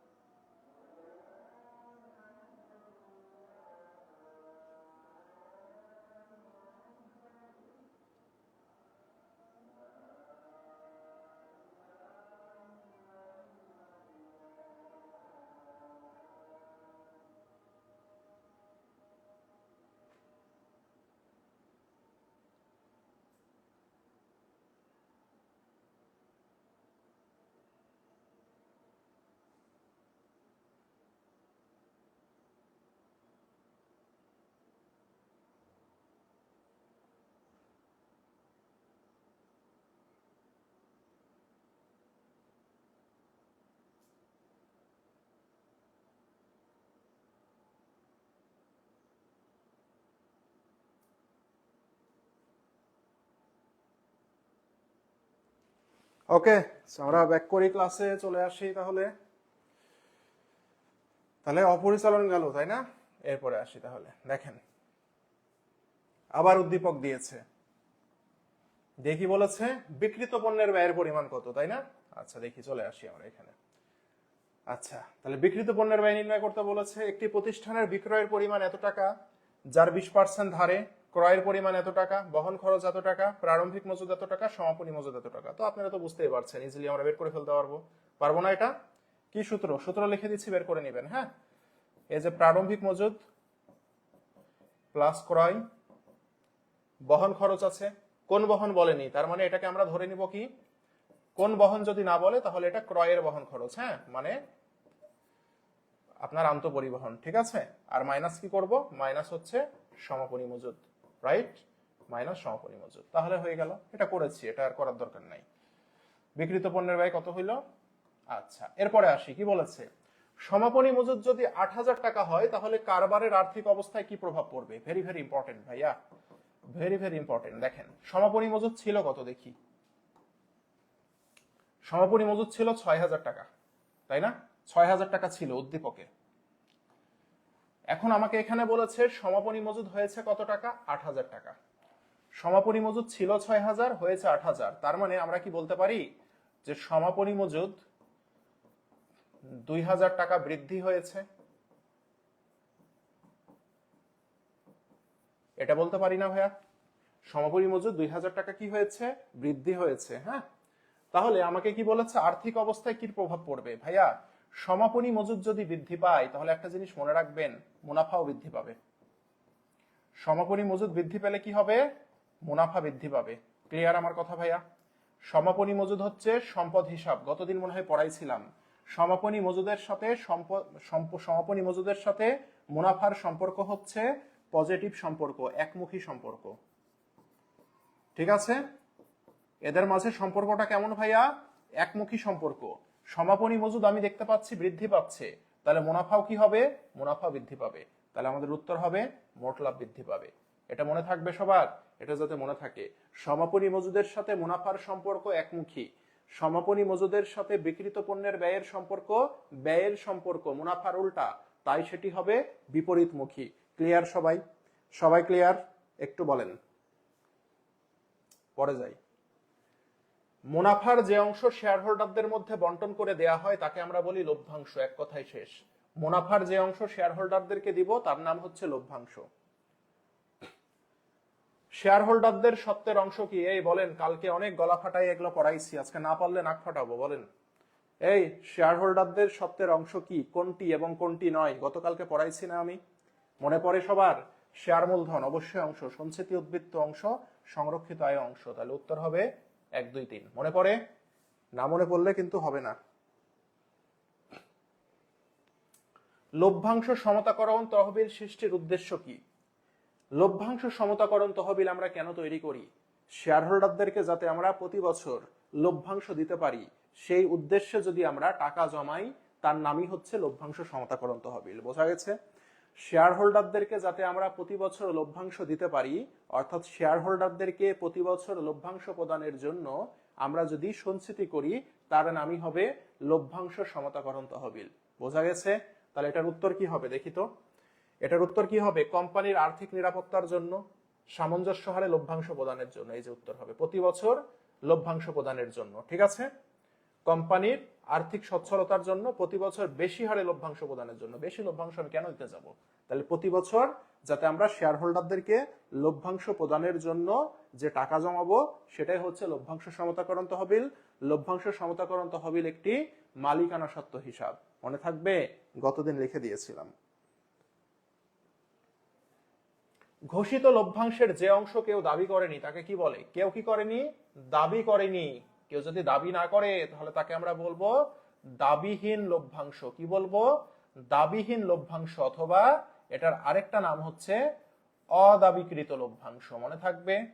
তাহলে ঘোষিত লভ্যাংশের যে পরিমাণ অর্থ কেউ এখনো দাবি করেনি, অর্থাৎ আপনি লভ্যাংশ ঘোষণা করে দিয়েছেন, সেই লভ্যাংশ এখনো কেউ নিতে আসেনি, তাকে আমরা বলবো দাবিহীন লভ্যাংশ অথবা অদাবিকৃত লভ্যাংশ। তাহলে উত্তর হবে খ নম্বর। এই দাবিহীন লভ্যাংশ বা অদাবিকৃত লভ্যাংশ একটি চলতি দায় হিসাব। কি হিসাব ভাইয়া? এটি একটি চলতি দায় হিসাব, মনে রাখতে হবে, পরীক্ষায় আসে, পরীক্ষায় আসে। ওকে, নিচের কোনটি সংরক্ষিত আয় বিবরণীতে অন্তর্ভুক্ত হবে না?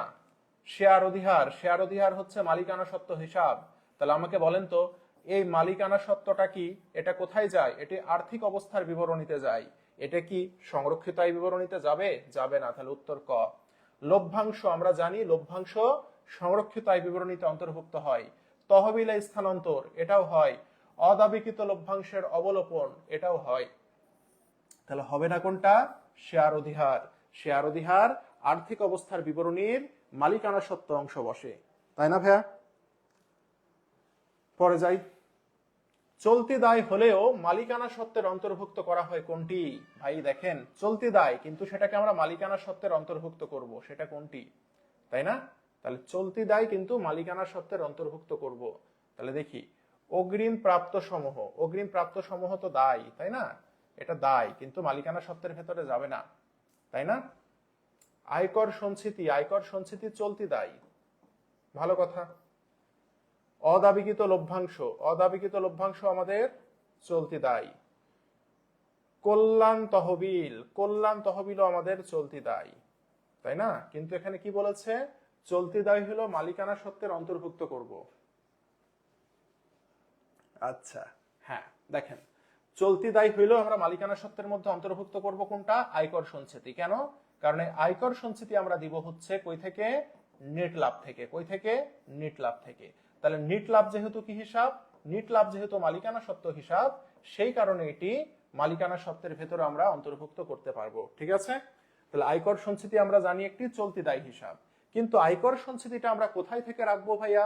আয়কর সঞ্চিতি আমরা রাখবো লাভ থেকে। আমরা জানি লাভ থেকে আয়কর সঞ্চিতি প্রদান করি, তাই না? তো সেই কারণে আমাদের এটা উত্তর করব আয়কর সঞ্চিতিকে। ঠিক আছে, ক্লিয়ার? এরপরে আমাদের কি বলেছে? আর্থিক অবস্থার বিবরণীতে অসমন্বয়কৃত ব্যয়। ভাইয়া গতকালকে আমি পড়াচ্ছিলাম, অসমন্বয়কৃত ব্যয় মানে কি জানেন? অলিক সম্পদ, ভুয়া সম্পদ বা কাল্পনিক সম্পদ। মনে আছে? কালকে পড়াইছিলাম না? অলিক সম্পদ, ভুয়া সম্পদ বা কাল্পনিক সম্পদ, এগুলোকে আমরা কি বলি? এগুলোকে আমরা বলি হচ্ছে অসমন্বয়কৃত ব্যয়। তাহলে সুনাম। সুনাম কি অলিক সম্পদ, ভুয়া সম্পদ? না, এটা অস্পর্শনীয় সম্পদ, উত্তর হবে না। ঋণের সুদ ব্যয় হিসাব, উত্তর হবে না। শেয়ার অবহার। শেয়ার অবহার বা বাট্টা, এটি একটি অলিক সম্পদ বা অসমন্বিত ব্যয়। শেয়ার অধিহার। শেয়ার অধিহার হচ্ছে মালিকানা সত্ত্ব হিসাব, এটা আসার কোনো প্রশ্নই আসে না। তাহলে এটার উত্তর হবে গ নম্বর। উত্তর কি হবে? উত্তর হবে গ নম্বর। ওকে, দেখি নিচের কোনটি দীর্ঘমেয়াদী দায়? ঋণপত্র। ঋণপত্র, ডিভেঞ্চার, বন্ড, এগুলোকে দীর্ঘমেয়াদী দায় বলি। এটি চলতি দায়, এটি চলতি দায়, এটিও চলতি দায়। ঠিক আছে, তাই এগুলো উত্তর হবে না। ঘোষণা, ঘোষিত লভ্যাংশ কিসের উপরে ভিত্তি করে নির্ণয় করতে হয় ভাইয়া? এটি হচ্ছে আদায়কৃত মূলধন। কার উপরে? আদায়কৃত মূলধন, বা এটাকে আমরা বলতে পারি পরিশোধিত মূলধনের উপরে। মনে থাকবে, লভ্যাংশ কার উপরে ঘোষণা করতে হয়? আদায়কৃত মূলধন বা পরিশোধিত মূলধন। মনে থাকবে, লভ্যাংশ ঘোষণা করব আদায়কৃত মূলধন বা পরিশোধিত মূলধন, হবে না এই যে আদায়কৃত মূলধন। ক্লিয়ার? এগুলো থিওরি, খুব সুন্দর করে পড়ে ফেলতে হবে। কোম্পানি আইন অনুযায়ী সুনাম কোন ধরনের সম্পদ? অস্পর্শনীয় সম্পদ। কোন সম্পদ? অস্পর্শনীয় সম্পদ। অস্পর্শনীয় সম্পদ হচ্ছে স্থায়ী সম্পদের প্রকারভেদ একটি। বুঝতে পেরেছেন? এটাকে আমরা বলি অস্পর্শনীয় স্থায়ী সম্পদ। ঠিক আছে, অস্পর্শনীয় স্থায়ী সম্পদ। সুনাম, প্যাটেন্ট, ট্রেডমার্ক, কপিরাইট, গ্রন্থস্বত্ব, ফ্রাঞ্চাইজ, ইজারা সম্পত্তি, এগুলোকে আমরা বলি অস্পর্শনীয় স্থায়ী সম্পদ। আসবাবপত্র, কলকবজা, দালান কোঠা, জমি, ভূমি, যা কিছু আছে, এগুলোকে আমরা বলি স্পর্শনীয় স্থায়ী সম্পদ। মনে থাকবে? মনে থাকবে সবার? বলেন। দায়ী গ্রাহকের কমিশন। দায়ী গ্রাহকের কমিশন মানে কি বলেন তো? অবলেখকের কমিশন। দায়ী গ্রাহকের কমিশন মানে কি? অবলেখকের কমিশন। এই অবলেখকের কমিশন বা দায়ী গ্রাহকের কমিশন, এটি একটি ব্যয় হিসাব। কোন ধরনের ব্যয়? মূলধন জাতীয় ব্যয়। মনে থাকবে, অবলেখকের কমিশন বা দায়ী গ্রাহকের কমিশন মূলধন জাতীয় ব্যয়। কোন ধরনের ব্যয়? মূলধন জাতীয় ব্যয়। কাল্পনিক সম্পদ, কাল্পনিক সম্পদ মানে কি? ভুয়া সম্পদ, তাই না? তো এর মধ্যে ভুয়া সম্পদ কোনটি? শেয়ার উপহার, তাই না? কাল্পনিক সম্পদ, ভুয়া সম্পদ, অলিক সম্পদ বা অসমন্বয়কৃত ব্যয়, রাইট?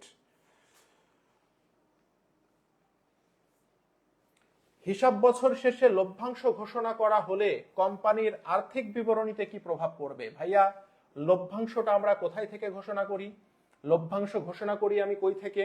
শেয়ার মূলধন থেকে। কিন্তু টাকাটা যায় কই থেকে? টাকাটা আমরা লভ্যাংশটা প্রদান করি সংরক্ষিত আয় থেকে, তাই না? তার মানে সংরক্ষিত আয় কমে যাবে। লভ্যাংশ ঘোষণা করলে সংরক্ষিত আয় কমে যায়, ঠিক আছে ভাইয়া? লভ্যাংশ ঘোষণা করলে সংরক্ষিত আয় কমে যাবে, কারণ আমার যে আয়টা সংরক্ষণ করা আছে এখান থেকেই তো আমি লভ্যাংশটা প্রদান করব, তাই না? সেই কারণে লভ্যাংশ ঘোষণা করলে সংরক্ষিত আয় কমে যাবে। অদাবিকৃত লভ্যাংশ, দেখছেন আমি একটু আগে বলেছি না অদাবিকৃত লভ্যাংশ আসবে, এটি কোন হিসাব মনে পড়ে? দেখেন, এই যে দেখানো লাগবে না, মনে আছে? দেখছেন অদাবিকৃত লভ্যাংশ একটু আগে পড়াইছি না আমি? কোথায় যেন পড়াইলাম বলেন তো? এই যে দেখছেন, এই যে দাবিহীন লভ্যাংশ, অদাবিকৃত লভ্যাংশ কি? চলতি দায়। দেখছেন একটু আগে পড়াইছি না? দেখি বলেছিলাম পরীক্ষায় আসবে, এই দেখেন চলে আসছে।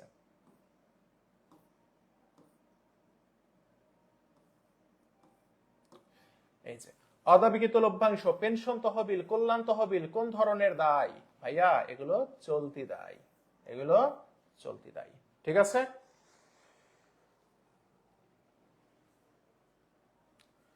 ক্রয়ের ওপর ভ্যাটের পরিমাণ কত? ভ্যাট সহ বলেছে না? ভ্যাট সহ বলেছে, তাহলে আমাকে আগে নিট ক্রয় নির্ণয় করে নিতে হবে। ক্রয় আছে কত? ক্রয় আছে ৮৩,০০০ টাকা।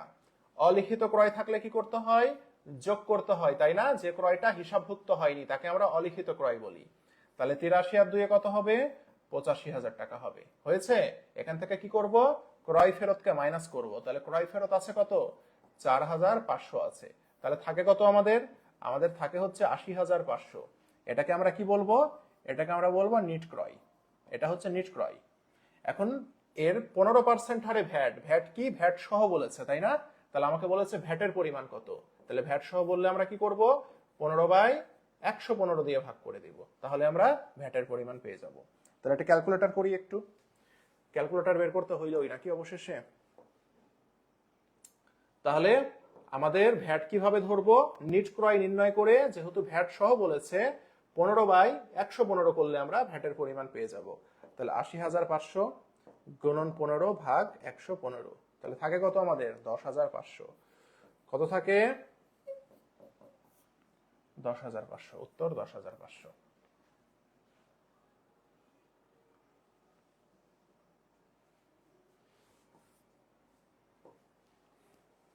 আচ্ছা, বলেছে আমাদের কি? আর্থিক অবস্থার বিবরণীতে প্রাপ্য হিসাবে কত টাকা দেখাতে হবে। তাহলে দেখি কি বলেছে। রেওয়া মিলের ডেবিট দিকে প্রাপ্য হিসাব আছে কত? প্রাপ্য হিসাব আছে ২,৫০,০০০ টাকা। ক্রেডিট দিকে অনাদায়ী পাওনা সঞ্চিতি আছে ৫,০০০ টাকা। কোথায়? রেওয়া মিলে।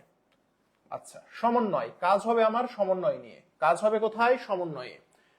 নিট প্রাপ্য হিসাব বের করতে হলে রেওয়া মিলে কি আছে সেটা দেখার দরকার নাই, আমাকে দেখতে হবে সমন্বয়, ঠিক আছে? তো সমন্বয়ে বলেছে প্রাপ্য হিসাবে ১০,০০০ টাকা আদায়যোগ্য নয়। তাহলে প্রাপ্য হিসাব থেকে যেহেতু ১০,০০০ টাকা আদায়যোগ্য নয়, এটাকে আমরা বলি অনাদায়ী পাওনা। তাহলে সেটাকে কি করব? বাদ দিয়ে দিব ১০,০০০। তাহলে থাকে কত? ২,৪০,০০০। হইল? অনাদায়ী পাওনা সঞ্চিতি ২,০০০ টাকা দ্বারা বৃদ্ধি করো। অনাদায়ী পাওনা সঞ্চিতি রেওয়া মিলে ছিল কত? ৫,০০০। এখন এই ৫,০০০কে আমাকে কি বলেছে? ২,০০০ টাকা দিয়ে বৃদ্ধি করতে হবে। তাহলে আমাদের অনাদায়ী পাওনা সঞ্চিতিকে আমরা কি করব? মাইনাস করব। তাহলে এখন হইল কত বলেন তো?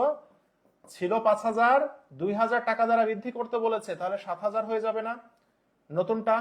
তাহলে এখানে থাকবে কত আমার? আমার থাকবে হচ্ছে ২,৪৩,০০০ টাকা। এটাই হচ্ছে আমার আর্থিক অবস্থার বিবরণীতে প্রাপ্য হিসাব হবে ২,৪৩,০০০ টাকা। ২,৪৩,০০০ টাকা অপশনে নাই কেন? মিস্টেক হইল নাকি কোথাও? না অঙ্ক তুলতে ভুল করেছে? প্রাপ্য হিসাব ছিল কত?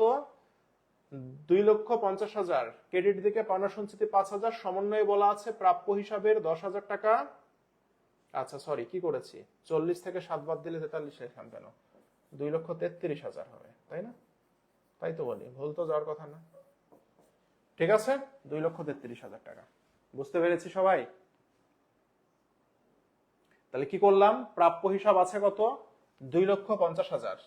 এখন আমাকে বলেছে আর্থিক বিবরণীতে কিভাবে দেখাবো। তাহলে আমাকে মনে রাখতে হবে কাজ হবে শুধু সমন্বয় নিয়ে, রেওয়া মিলে কি আছে দেখার দরকার নাই। সমন্বয়ে প্রাপ্য হিসাবে 10,000 টাকা আদায়যোগ্য নয়, তো প্রাপ্য হিসাব থেকে যে টাকা আমি পাবো না তাকে বলি অনাদায়ী পাওনা। তাহলে যেটা পাবো না সেটাকে বাদ দিলাম, তাহলে প্রাপ্য হিসাব থাকে 40,000 টাকা। এখন বলেছে অনাদায়ী পাওনার সঞ্চিতি 2,000 টাকা দ্বারা বৃদ্ধি করো। আগে ছিল কত, 5,000। 2,000 টাকা যদি বৃদ্ধি করি তাহলে নতুন অনাদায়ী পাওনার সঞ্চিতি হবে কত, 7,000, তাই না? তাহলে 2,40,000 থেকে 7,000 বাদ দিলে থাকে কত, 2,33,000। ডান, এটাই আমরা প্রাপ্য হিসাবে দেখাবো। বিয়োগে ভুল হয়েছে, হ্যাঁ। সমাপনী মজুত পণ্যের মূল্য বেশি দেখালে কি হবে? ভাইয়া একটু আগে আপনাদেরকে অলরেডি বলে ফেলেছি আমি, সমাপনী মজুদের সাথে কিসের কিসের সম্পর্ক আছে। সমাপনী মজুদের মূল্য বেশি দেখাচ্ছি। সমাপনী মজুদের সাথে নিট লাভের সম্পর্ক কেমন বলেন তো?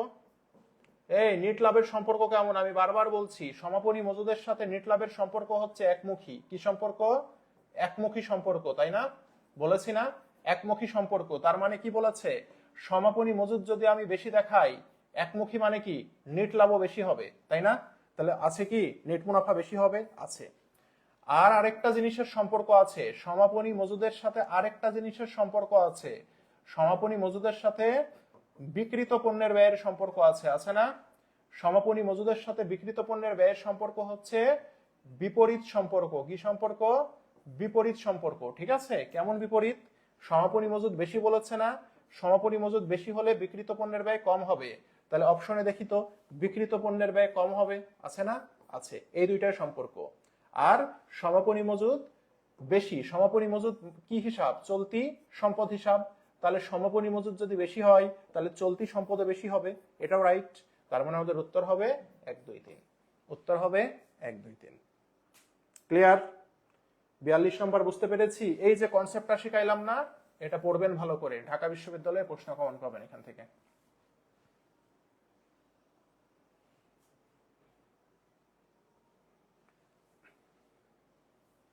বিজ্ঞাপন আছে 40,000, বিনামূল্যে বিতরণ করেছি 20,000। মোট বিজ্ঞাপনের 4/1 অবলোপন করলে বিলম্বিত বিজ্ঞাপনের পরিমাণ কত?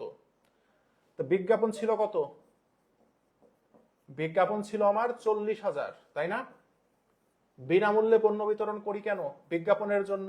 তাহলে সে আরো বিজ্ঞাপন করেছি কত হাজার? 20,000। তাহলে টোটাল বিজ্ঞাপন হইল কত আমার? 60,000। এখন আমাকে বলেছে মোট বিজ্ঞাপনের 4/1 অবলোপন করতে, তাই না? তাহলে 4/1 কি বলেছে? অবলোপন করতে বলেছে। তাহলে 4/1 কত হয়? এটার 4/1 যদি আমরা করি তাহলে হয় কত? 15,000 টাকা, তাই না? এটা হয় 15,000 টাকা। 4/1 কি বলেছে? অবলোপন করতে। ঠিক আছে, অবলোপন।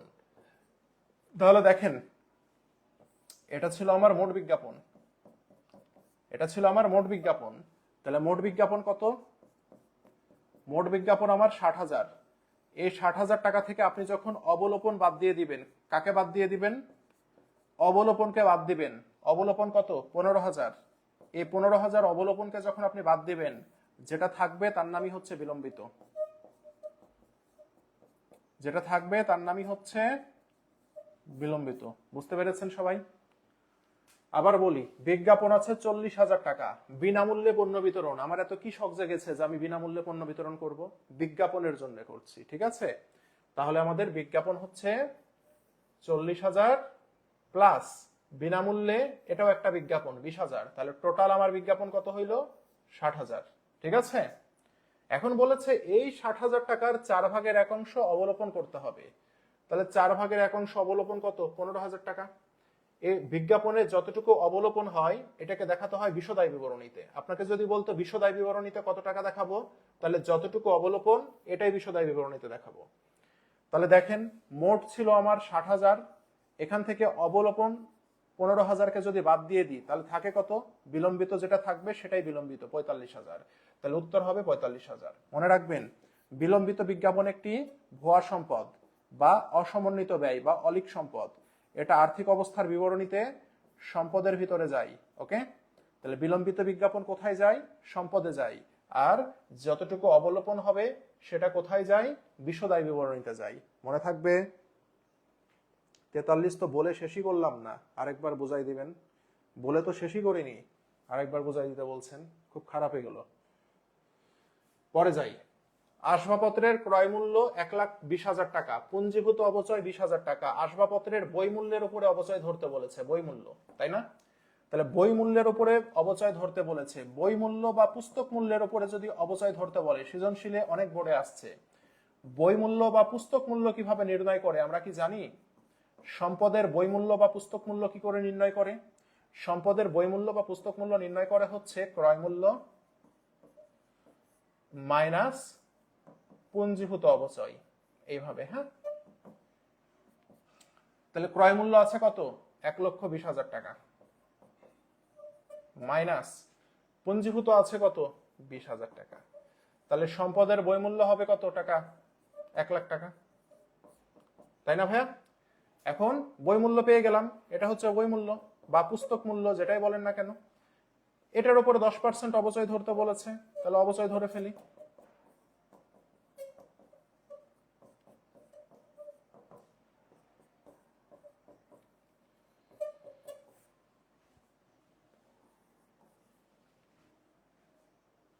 ক্লিয়ার? সবাই ক্লিয়ার ভাইয়া? 6% হারে 3 মাসের বিনিয়োগের বকেয়া সুদ 300 টাকা হলে বছরে বিনিয়োগের পরিমাণ কত? ভাইয়া, এইসব ম্যাথে 3 মাসের সুদ দিয়ে কাজ হবে না, আপনাকে লাগবে 1 বছরের সুদ বের করতে। কতদিনের লাগবে? 1 বছরের সুদ বের করতে হবে। হ্যাঁ, আপনাকে যদি এমন অঙ্ক দেয় যে সুদের পরিমাণ দিয়েছে, দিয়ে আপনাকে বলেছে বিনিয়োগের পরিমাণ কত, তাহলে আমার কথা ভালো মতো শোনেন, আপনাকে 1 বছরের সুদ বের করতে হবে। কি করে বের করব? ভাইয়া, 3 মাসের সুদ যদি 300 টাকা হয়, 1 মাসের সুদ কত হবে? 300/3। আমার লাগবে 1 বছরের, 1 বছর মানে কত? 12 মাস। তাহলে 12 মাসের সুদ কি করে বের করব? 300/3 গুণ দিব 12 দিয়ে। ঠিক আছে? তাহলে কত হবে? 100। 100 × 12 সমান কত? 1200 টাকা। এই 1200 টাকা আমার কি? 1 বছরের সুদ। তাহলে আমার 1 বছরের সুদ কত? 1 বছরের সুদ 1200 টাকা। 1 বছরের সুদ কত আমার? 1200 টাকা। এ পর্যন্ত ক্লিয়ার? আমরা এ পর্যন্ত ক্লিয়ার? এখন এই 1200 টাকা যে আমি সুদ পাবো, কিভাবে পাবো? 6% হারে সুদ ধরে, তাই না? 6% করে আমি 1200 টাকা সুদ পাচ্ছি, তাই না? এখন আমাকে বিনিয়োগ বের করতে বলেছে, তাহলে আমরা কি করব? এই 1200 টাকা আমি পাচ্ছি কিভাবে? 6% হারে সুদ ধরে। তাই 6 দিয়ে ভাগ করব, গুণ দিব 100 দিয়ে, তাহলে বিনিয়োগের পরিমাণ পেয়ে যাব। 6 × 2 = 12, থাকে 2টা শূন্য, 200 × 100 কত হয়? 2000, 20,000, সরি 20,000। এই যে এটা হচ্ছে বিনিয়োগ, এটাই হচ্ছে আমার বিনিয়োগের পরিমাণ। ঠিক আছে? তাহলে আমার বিনিয়োগের পরিমাণ কত? 20,000 টাকা। আবারও বলি আমি, 3 মাসের বিনিয়োগের সুদ দিয়েছে, 3 মাসের দিলে হবে না, আমার লাগবে 1 বছরের সুদ। ঠিক আছে? 1 বছরের সুদ আমি বের করলাম কত? 12 মাসের সুদ আমি বের করলাম 1200 টাকা, তাই না? তাহলে 12 মাসের সুদ যদি, মানে 1 বছরের সুদ যদি 1200 হয়, তো এই 1200 টাকা আমি সুদ কি করে পাচ্ছি? 6% হারে। তাই 1200-কে 6 দিয়ে ভাগ করব, 100 দিয়ে গুণ করব। 100 কিসের মান? বিনিয়োগের মান। তাহলে সেটা কত? 20,000 টাকা। শেষ। ক্লিয়ার? আচ্ছা, এটা করব, তার আগে আমি এই প্রশ্নটা সলভ করি, তাহলে আপনাদের জন্য ইজি হবে। দেখেন, 15% হারে বিনিয়োগের উপরে বার্ষিক সুদ বাবদ 4800 টাকা দেওয়া আছে। দেখেন, এটা কিন্তু আবার বার্ষিক সুদ দেওয়া আছে, একই প্রশ্ন। এটা কি সুদ দেওয়া আছে? বার্ষিক সুদ। বার্ষিক মানে কি? 1 বছরের সুদ দিয়ে দিয়েছে। বার্ষিক মানে কি? 1 বছরের না? তার মানে এই অঙ্কে কিন্তু 1 বছরের সুদ দিয়ে দিয়েছে, আপনাকে কিন্তু আর 1 বছরের সুদ বের করতে হবে না। তাহলে 1 বছরের সুদ কত? 1 বছরের সুদ হচ্ছে 4800 টাকা। এই 4800 টাকা আমি কেমনে পেয়েছি ভাই? 15% হারে। তাহলে ভাগ দিব 15 দিয়ে, গুণ দিব 100 দিয়ে, তাহলে বিনিয়োগের পরিমাণ পেয়ে যাবেন। ঠিক আছে? 5 দিয়ে কাটেন, 20 বার যায়। 5 দিয়ে কাটেন, কয়বার যায়? 5 বার যায়। সরি, 3 বার যায়। কয়বার যায়? 3 বার যায়। 3 দিয়ে কাটেন, 3 × 16 = 48, থাকে 2টা শূন্য, 16 × 2 = কত? 32। শূন্য আছে কয়টা? 1 2 3। তাহলে উত্তর হচ্ছে 32,000 টাকা, তাই না? ভুল করলাম নাকি কোথাও? 3200 তো অপশনে আছে, তাই না? 5 দিয়ে কাটলে 20 বার যাচ্ছে, 5 দিয়ে কাটলে 3 বার যাচ্ছে, 348, ঠিক আছে। তাহলে উত্তর কত হবে? 32,000 টাকা। ক্লিয়ার? বোঝাতে পেরেছি ভাইয়া? এবার আসেন, এটা ছেড়ে দিলাম, এই প্রশ্নটা সলভ করি। কি বলেছে? সমাপনী মজুদের পরিমাণ কত, তাই না? আমাকে বলেছে সমাপনী মজুদের পরিমাণ কত। একটু আগে একটু পেঁচাল পেরেছিলাম, মনে আছে আপনাদের? সেটা কি? একটু আগে আপনাদেরকে কিছু কথা বলেছিলাম, সেটা হচ্ছে মনে পড়ে? ক্রয়, প্রারম্ভিক মজুদ, সমাপনী মজুদ যদি বের করতে বলে তাহলে কিসের সূত্র লিখতে বলেছিলাম বলেন দেখি, কে মনোযোগ দিয়ে ক্লাস করছেন? এই বলেন। একটু আগে আপনাদেরকে একটা কথা বলেছিলাম, ক্রয়, প্রারম্ভিক মজুদ, সমাপনী মজুদ, এই তিনটার যে কোনো একটি যদি বের করতে বলে তাহলে কিসের সূত্র লিখবো? কে বলতে পারে দেখি? কে বলতে পারে দেখি? বলেন, পড়াইছিলাম।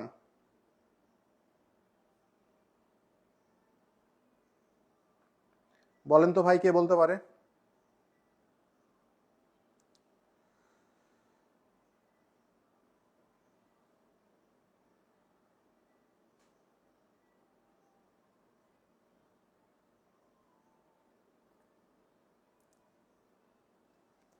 বিক্রিত পণ্যের ব্যয়ের, এই তো Fauzia, very good. Reshmi, very good, thank you, thank you, এই তো লাইনে আছেন। তাহলে আমরা এখন বিক্রিত পণ্যের ব্যয়ের সূত্রটা লিখে ফেলি, ঠিক আছে?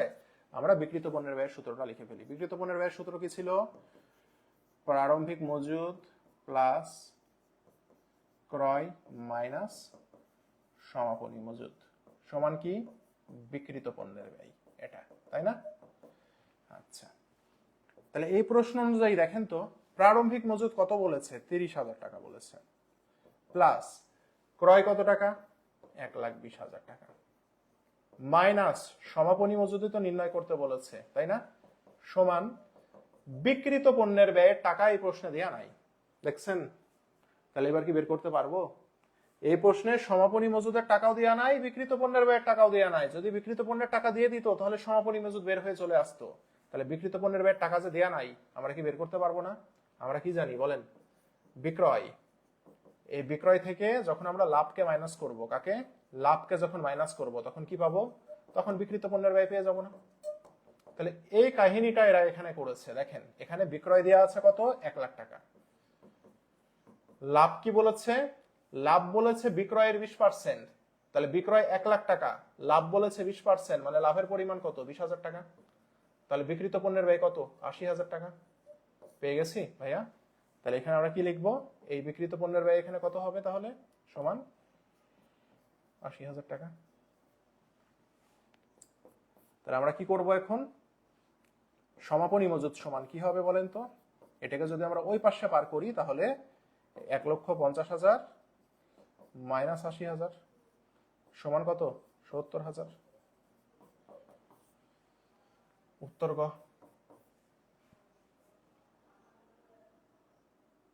হ্যাঁ, ভেরি গুড। এই তো মনে আছে, যারা ক্লাস করছেন আসলে মনোযোগ দিয়ে ক্লাস করছেন আজকে। ভেরি গুড, খুশি হইলাম খুব, থ্যাংক ইউ।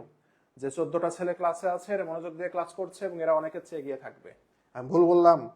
অনেক কিছু শিখেছেন না আজকের ক্লাস থেকে? বলেন তো, আজকের ক্লাস থেকে কি আমরা অনেক কিছু শিখেছি না শিখিনি? বলেন,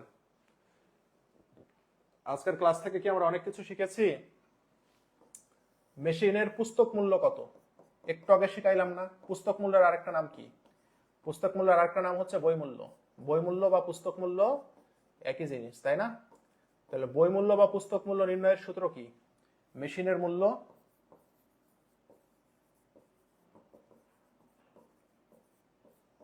মাইনাস পুঞ্জীভূত অবচয়। পুঞ্জীভূত অবচয় মানে অবচয়ের যোগফল। তাহলে প্রশ্নে আমাদের কি বলেছে? রেয়াও মিলে মেশিনের মূল্য দেয়া আছে 60,000 টাকা, মেশিনের পুঞ্জীভূত অবচয় দেয়া আছে কত? 22,000 টাকা, এবং চলতি বছরের অবচয় 4,800। তাহলে পুঞ্জীভূত অবচয় মানে সকল অবচয়ের যোগফল। তাহলে এখানে পুঞ্জীভূত অবচয় দেয়া আছে কত? 22,000। এর সাথে এই বছরের যে অবচয়টা আছে এটাও যোগ করতে হবে, মিলে পুঞ্জীভূত অবচয় হবে। হ্যাঁ, এটা হচ্ছে আগের বছর পর্যন্ত 22,000 টাকা অবচয়ের যোগফল আছে, আর এই বছরে যে অবচয়ের যোগফল হয়েছে সেটাকে আমি যোগ করব না? অবশ্যই করব। তাহলে 22 আর 4 কত, 26, 26,800। তাহলে টোটাল আমার পুঞ্জীভূত অপচয় কত হইলো, 26,800। কেমনে, 22,000 টাকা আগের ছিল আর এই বছরের অপচয় হয়েছে 4,800। সকল অপচয়ের যোগফলই পুঞ্জীভূত অপচয়। ওকে, তাহলে এবার মেশিনের পুস্তক মূল্য কত, তাহলে 60,000 থেকে 26 বাদ দিলে থাকে কত, 34,000। 34 থেকে 38 বাদ দিলে, 800 বাদ দিলে থাকে কত, 33,200। কত থাকে, 33,200। উত্তর 33,200 হয়েছে।